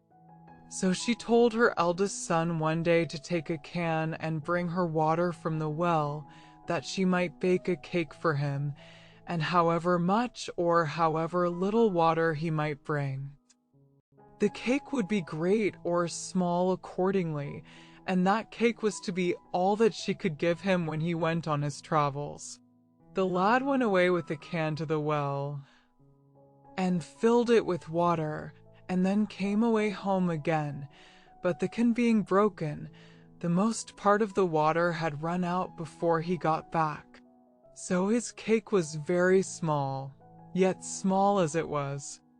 His mother asked him if he was willing to take the half of it with her blessing, telling him that, if he chose rather to take the whole, he would only get it with her curse. The young man, thinking he might have to travel a far way, and not knowing when or how he might get other provisions, said he would like to have the whole cake, come of his mother's Molly son what like. So she gave him the whole cake and her Molly son along with it. Then he took his brother aside, and gave him a knife to keep till he should come back, desiring him to look at it every morning. And as long as it continued to be clear, then he might be sure that the owner of it was well, but if it grew dim and rusty, then for certain some ill had befallen him. So the young man went to seek his fortune. And he went all that day, and all the next day, and on the third day, in the afternoon, he came up to where a shepherd was sitting with a flock of sheep. And he went up to the shepherd and asked him who the sheep belonged to, and he answered, "The Red Eden of Ireland once lived in Ballygon, and stole King Malcolm's daughter, the King of fair Scotland. He beats her, he binds her, he lays her on a band, and every day he strikes her with a bright silver wand, like Julian the Roman. He's one that fears no man. It's said there's one predestinate to be his mortal foe, but that man is yet unborn, and long may it be so." This shepherd also told him to beware of the beasts he should next meet, for they were of a very different kind from any he had yet seen. So the young man went on, and by he saw a multitude of very dreadful beasts, with 2 heads, and on every head 4 horns. And he was sore frightened, and ran away from them as fast as he could. And glad was he when he came to a castle that stood on a hillock, with the doors standing wide open to the wall. And he went into the castle for shelter. And there he saw an old wife sitting beside the kitchen fire. He asked the wife if he might stay for the night, as he was tired with a long journey, and the wife said he might. But it was not a good place for him to be in, as it belonged to the Red Eden, who was a very terrible beast, with 3 heads, that spared no living man it could get hold of. The young man would have gone away, but he was afraid of the beasts on the outside of the castle, so he beseeched the old woman to hide him as best she could, and not tell the Eton he was there. He thought, if he could put over the night, he might get away in the morning, without meeting with the beasts, and so escape. But he had not been long in his hiding hole, before the awful Eton came in, and no sooner was he in, than he was heard crying, "Snook but and Snook ben, I find the smell of an earthly man. Be he living or be he dead, his heart this night shall kitchen my bread." The monsters soon found the poor young man, and pulled him from his hole. And when he had got him out, he told him that if he could answer him 3 questions, his life should be spared. So the first head asked, "A thing without an end, what's that?" But the young man knew not. Then the second head said, "The smaller, the more dangerous, what's that?" But the young man knew it not. And then the third head asked, "The dead carrying the living, riddle me that?" But the young man had to give it up. The lad not being able to answer one of these questions, The Red Eden took a mallet and knocked him on the head and turned him into a pillar of stone. On the morning after this happened, the younger brother took out the knife to look at it, and he was grieved to find it all brown with rust. He told his mother that the time was now come for him to go away upon his travels also, so she requested him to take the can to the well for water, that she might make a cake for him. And he went. And as he was bringing home the water, a raven over his head cried to him to look, and he would see that the water was running out. And he was a young man of sense. And seeing the water running out, he took some clay and patched up the holes, so that he brought home enough water to bake a large cake. When his mother put it to him to take the half cake with her blessing, he took it in preference to having the whole with her Molly son. And yet the half was bigger than what the other lad had got. So he went away on his journey, and after he had traveled a far way, he met with an old woman that asked him if he would give her a bit of his Johnny cake. And he said, "I will gladly do that," and so he gave her a piece of the Johnny cake. And for that she gave him a magical wand, that she might yet be of service to him, if he took care to use it rightly. Then the old woman, who was a fairy, told him a great deal that would happen to him, and what he ought to do in all circumstances, and after that she vanished in an instant out of his sight. He went on a great way farther, and then he came up to the old man herding the sheep, and when he asked whose sheep these were, the answer was, "The Red Eden of Ireland once lived in Ballygon, and stole King Malcolm's daughter, the King of fair Scotland. He beats her, he binds her, he lays her on a band, and every day he strikes her with a bright silver wand, like Julian the Roman. He's one that fears no man.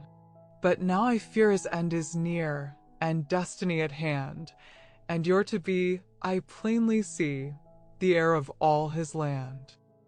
When he came to the place where the monstrous beasts were standing, he did not stop nor run away, but went boldly through amongst them.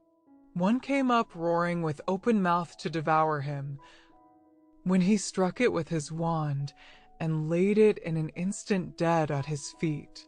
He soon came to the Etin's castle, where he knocked and was admitted. The old woman who sat by the fire warned him of the terrible Etin, and what had been the fate of his brother, but he was not to be daunted. The monster soon came in, saying, "Snook Butt and Snook Ben, I find the smell of an earthly man. Be he living or be he dead, his heart shall be kitchen to my bread." He quickly espied the young man, and bade him come forth on the floor. And then he put the 3 questions to him, but the young man had been told everything by the good fairy, so he was able to answer all the questions. So when the first head asked, "What's the thing without an end?" he said, "A bowl." And when the second head said, "The smaller the more dangerous," "What's that?" he said at once, "A bridge." And last, the third head said, "When does the dead carry the living? Riddle me that." Then the young man answered up at once and said, "When a ship sails on the sea with men inside her." When the Etin found this, he knew that his power was gone. The young man then took up an axe and hewed off the monster's 3 heads. He next asked the old woman to show him where the king's daughter lay, and the old woman took him upstairs and opened a great many doors. And out of every door came a beautiful lady who had been imprisoned there by the Etin, and one of the ladies was the king's daughter. She also took him down into a low room, and there stood a stone pillar that he had only to touch with his wand when his brother started into life. and the whole of the prisoners were overjoyed at their deliverance, for which they thanked the young man. Next day they all set out for the king's court, and a gallant company they made. And the king married his daughter to the young man that had delivered her, and gave a noble's daughter to his brother, and so they all lived happily all the rest of their days. The golden arm here was once a man who traveled the land all over in search of a wife. He saw young and old, rich and poor, pretty and plain, and could not meet with one to his mind. At last he found a woman, young, fair, and rich, who possessed a right arm of solid gold. He married her at once, and thought no man so fortunate as he was. They lived happily together, but though he wished people to think otherwise, he was fonder of the golden arm than of all his wife's gifts besides. At last she died. The husband put on the blackest black, and pulled the longest face at the funeral, but for all that he got up in the middle of the night, dug up the body, and cut off the golden arm. He hurried home to hide his treasure, and thought no one would know. The following night he put the golden arm under his pillow, and was just falling asleep when the ghost of his dead wife glided into the room. Stalking up to the bedside, it drew the curtain and looked at him reproachfully. Pretending not to be afraid, he spoke to the ghost, and said, "What hast thou done with thy cheeks so red?" "All withered and wasted away," replied the ghost in a hollow tone. "What hast thou done with thy red rosy lips?" "All withered and wasted away." "What hast thou done with thy golden hair?" "All withered and wasted away." "What hast thou done with thy golden arm?" "Thou hast it." The history of Tom Thumb. In the days of the great Prince Arthur, there lived a mighty magician called Merlin, the most learned and skillful enchanter the world has ever seen. This famous magician, who could take any form he pleased, was traveling about as a poor beggar, and being very tired, he stopped at the cottage of a plowman to rest himself, and asked for some food. The countryman bade him welcome, and his wife, who was a very good-hearted woman, soon brought him some milk in a wooden bowl, and some coarse brown bread on a platter. Merlin was much pleased with the kindness of the plowman and his wife, but he could not help noticing that though everything was neat and comfortable in the cottage, they seemed both to be very unhappy. He therefore asked them why they were so melancholy, and learned that they were miserable because they had no children. The poor woman said, with tears in her eyes, "I should be the happiest creature in the world if I had a son. Although he was no bigger than my husband's thumb, I would be satisfied." Merlin was so much amused with the idea of a boy no bigger than a man's thumb, that he determined to grant the poor woman's wish. Accordingly, in a short time after, the plowman's wife had a son who, wonderful to relate, was not a bit bigger than his father's thumb. The Queen of the Fairies, wishing to see the little fellow, came in at the window while the mother was sitting up in the bed admiring him. The Queen kissed the child and, giving it the name of Tom Thumb, sent for some of the fairies, who dressed her little godson according to her orders. An oak leaf had he had for his crown, his shirt of web by spiders spun, with jacket wove of thistle's down, his trousers were of feathers done, his stockings of apple rind, they tie with eyelash from his mother's eye, his shoes were made of mouse's skin, tanned with the downy hair within. Tom never grew any larger than his father's thumb, which was only of ordinary size, but as he got older he became very cunning and full of tricks. When he was old enough to play with the boys and had lost all his own cherry stones, he used to creep into the bags of his playfellows, fill his pockets, and, getting out without their noticing him, would again join in the game. One day, however, as he was coming out of a bag of cherry stones where he had been stealing as usual, the boy to whom it belonged chanced to see him. My little Tommy," said the boy, "so I have caught you stealing my cherry stones at last, and you shall be rewarded for your thievish tricks." On saying this, he drew the string tight round his neck and gave the bag such a hearty shake that poor little Tom's legs, thighs, and body were sadly bruised. He roared out with pain and begged to be let out, promising never to steal again. A short time afterwards his mother was making a batter pudding, and Tom, being very anxious to see how it was made, climbed up to the edge of the bowl, but his foot slipped, and he plumped over head and ears into the batter, without his mother noticing him, who stirred him into the pudding bag and put him in the pot to boil. The batter filled Tom's mouth and prevented him from crying, but on feeling the hot water, he kicked and struggled so much in the pot that his mother thought that the pudding was bewitched, and, pulling it out of the pot, she threw it outside the door. A poor tinker, who was passing by, lifted up the pudding and, putting it into his budget, he then walked off. As Tom had now got his mouth cleared of the batter, he then began to cry aloud, which so frightened the tinker that he flung down the pudding and ran away. The pudding being broke to pieces by the fall, Tom crept out covered all over with the batter and walked home.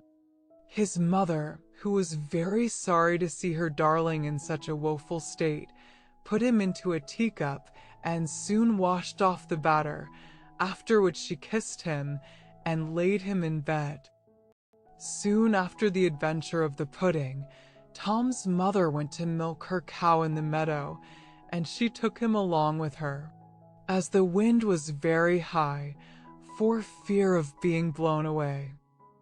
She tied him to a thistle with a piece of fine thread.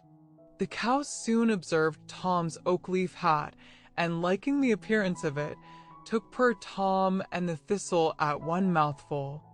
While the cow was chewing the thistle, Tom was afraid of her great teeth, which threatened to crush him in pieces, and he roared out as loud as he could, "Mother, mother!" "Where are you, Tommy?" "My dear Tommy," said his mother. "Here, mother," replied he, in the red cow's mouth. His mother began to cry and wring her hands, but the cow, surprised at the odd noise in her throat, opened her mouth and let Tom drop out. Fortunately, his mother caught him in her apron as he was falling to the ground, or he would have been dreadfully hurt. She then put Tom in her bosom and ran home with him. Tom's father made him a whip of a barley straw to drive the cattle with, and having one day gone into the fields, he slipped a foot and rolled into the furrow. A raven, which was flying over, picked him up and flew with him over the sea, and there dropped him. A large fish swallowed Tom the moment he fell into the sea, which was soon after caught and bought for the table of King Arthur. When they opened the fish in order to cook it, everyone was astonished at finding such a little boy, and Tom was quite delighted at being free again. They carried him to the king, who made Tom his dwarf, and he soon grew a great favorite at court, for by his tricks and gambols he not only amused the king and queen, but also all the knights of the Round Table. It is said that when the king rode out on horseback, he often took Tom along with him, and if a shower came on, he used to creep into His Majesty's waistcoat pocket, where he slept till the rain was over. King Arthur one day asked Tom about his parents, wishing to know if they were as small as he was and whether they were well off. Tom told the king that his father and mother were as tall as anybody about the court, but in rather poor circumstances. On hearing this, the king carried Tom to his treasury, the place where he kept all his money, and told him to take as much money as he could carry home to his parents, which made the poor little fellow caper with joy. Tom went immediately to procure a purse which was made of a water bubble, and then returned to the treasury, where he received a silver threepenny piece to put into it. Our little hero had some difficulty in lifting the burden upon his back, but he at last succeeded in getting it placed to his mind, and set forward on his journey. However, without meeting with any accident, and after resting himself more than 100 times by the way, in 2 days and 2 nights he reached his father's house in safety. Tom had traveled 48 hours with a huge silver piece on his back, and was almost tired to death, when his mother ran out to meet him and carried him into the house. But he soon returned to court. As Tom's clothes had suffered much in the batter pudding and the inside of the fish, His Majesty ordered him a new suit of clothes, and to be mounted as a knight on a mouse. Of butterflies' wings his shirt was made, his boots of chicken's hide, and by a nimble fairy blade, well learned in the tailoring trade. His clothing was supplied. A needle dangled by his side, a dapper mouse he used to ride. Thus strutted Tom in stately pride. It was certainly very diverting to see Tom in this dress and mounted on the mouse, as he rode out a-hunting with the king and nobility, who were all ready to expire with laughter at Tom and his fine prancing charger. The king was so charmed with his address that he ordered a little chair to be made, in order that Tom might sit upon his table, and also a palace of gold, a span high, with a door an inch wide, to live in. He also gave him a coach, drawn by 6 small mice. The queen was so enraged at the honors conferred on Sir Thomas that she resolved to ruin him, and told the king that the little knight had been saucy to her. The king sent for Tom in great haste, but being fully aware of the danger of royal anger, he crept into an empty snail shell, where he lay for a long time until he was almost starved with hunger, but at last he ventured to peep out, and seeing a fine large butterfly on the ground, near the place of his concealment, he got close to it, and jumping astride on it, was carried up into the air. The butterfly flew with him from tree to tree and from field to field, and at last returned to the court, where the king and nobility all strove to catch him, but at last poor Tom fell from his seat into a watering pot, in which he was almost drowned. When the queen saw him, she was in a rage, and said he should be beheaded, and he was again put into a mousetrap until the time of his execution. However, a cat, observing something alive in the trap, patted it about till the wires broke, and set Thomas at liberty. The king received Tom again into favor, which he did not live to enjoy, for a large spider one day attacked him. And although he drew his sword and fought well, yet the spider's poisonous breath at last overcame him. He fell dead on the ground where he stood, and the spider sucked every drop of his blood. King Arthur and his whole court were so sorry at the loss of their little favorite that they went into mourning and raised a fine white marble monument over his grave with the following epitaph: "Here lies Tom Thumb, King Arthur's knight, who died by a spider's cruel bite. He was well known in Arthur's court, where he afforded gallant sport. He rode at tilt and tournament, and on a mouse a-hunting went. Alive he filled the court with mirth, his death to sorrow soon gave birth. Wipe your eyes, and shake your head and cry, alas, Tom Thumb is dead. Mar. Fox. Lady Mary was young, and Lady Mary was fair. She had 2 brothers, and more lovers than she could count. But of them all, the bravest and most gallant was a Mr. Fox, whom she met when she was down at her father's country house. No one knew who Mr. Fox was, but he was certainly brave and surely rich, and of all her lovers, Lady Mary cared for him alone. At last it was agreed upon between them that they should be married. Lady Mary asked Mr. Fox where they should live, and he described to her his castle and where it was, but, strange to say, did not ask her or her brothers to come and see it. So one day, near the wedding day, when her brothers were out, and Mr. Fox was away for a day or 2 on business, as he said, Lady Mary set out for Mr. Fox's castle, and after many searchings, she came at last to it, and a fine strong house it was, with high walls and a deep moat. And when she came up to the gateway, she saw written on it, "Be bold, be bold." But as the gate was open, she went through it and found no one there. So she went up to the doorway, and over it she found written, be bold, but not too bold."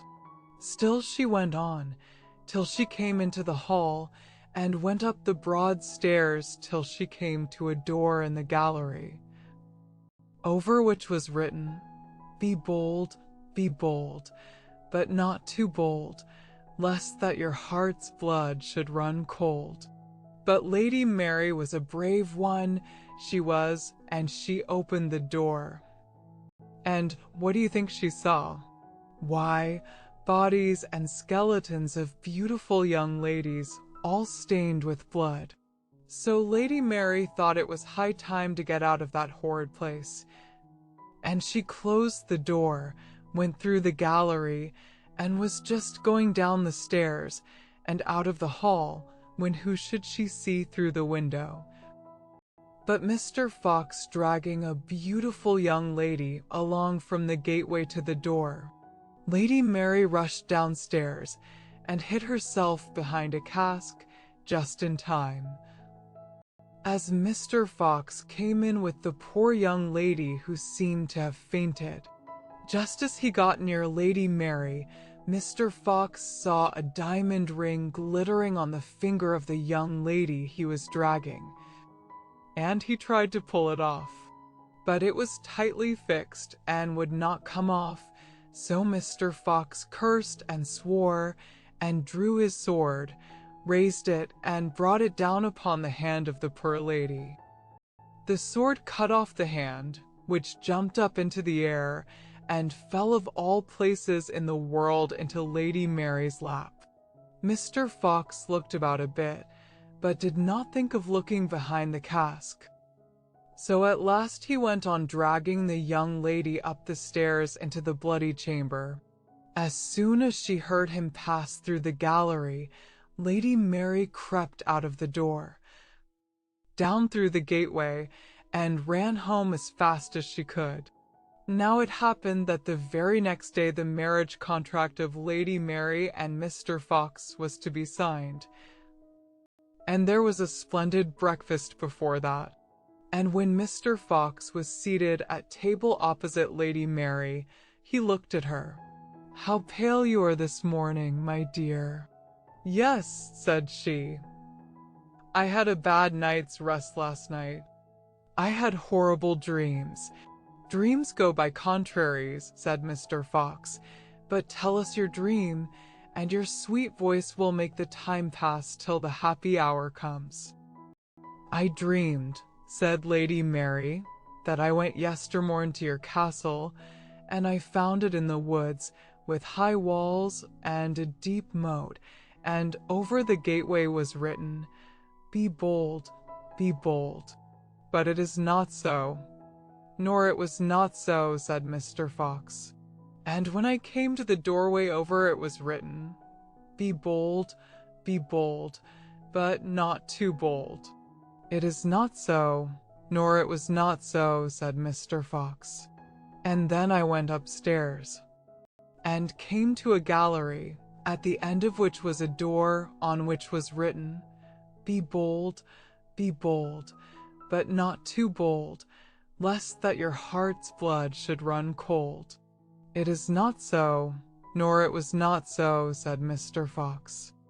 And then I opened the door, and the room was filled with bodies and skeletons of poor dead women, all stained with their blood.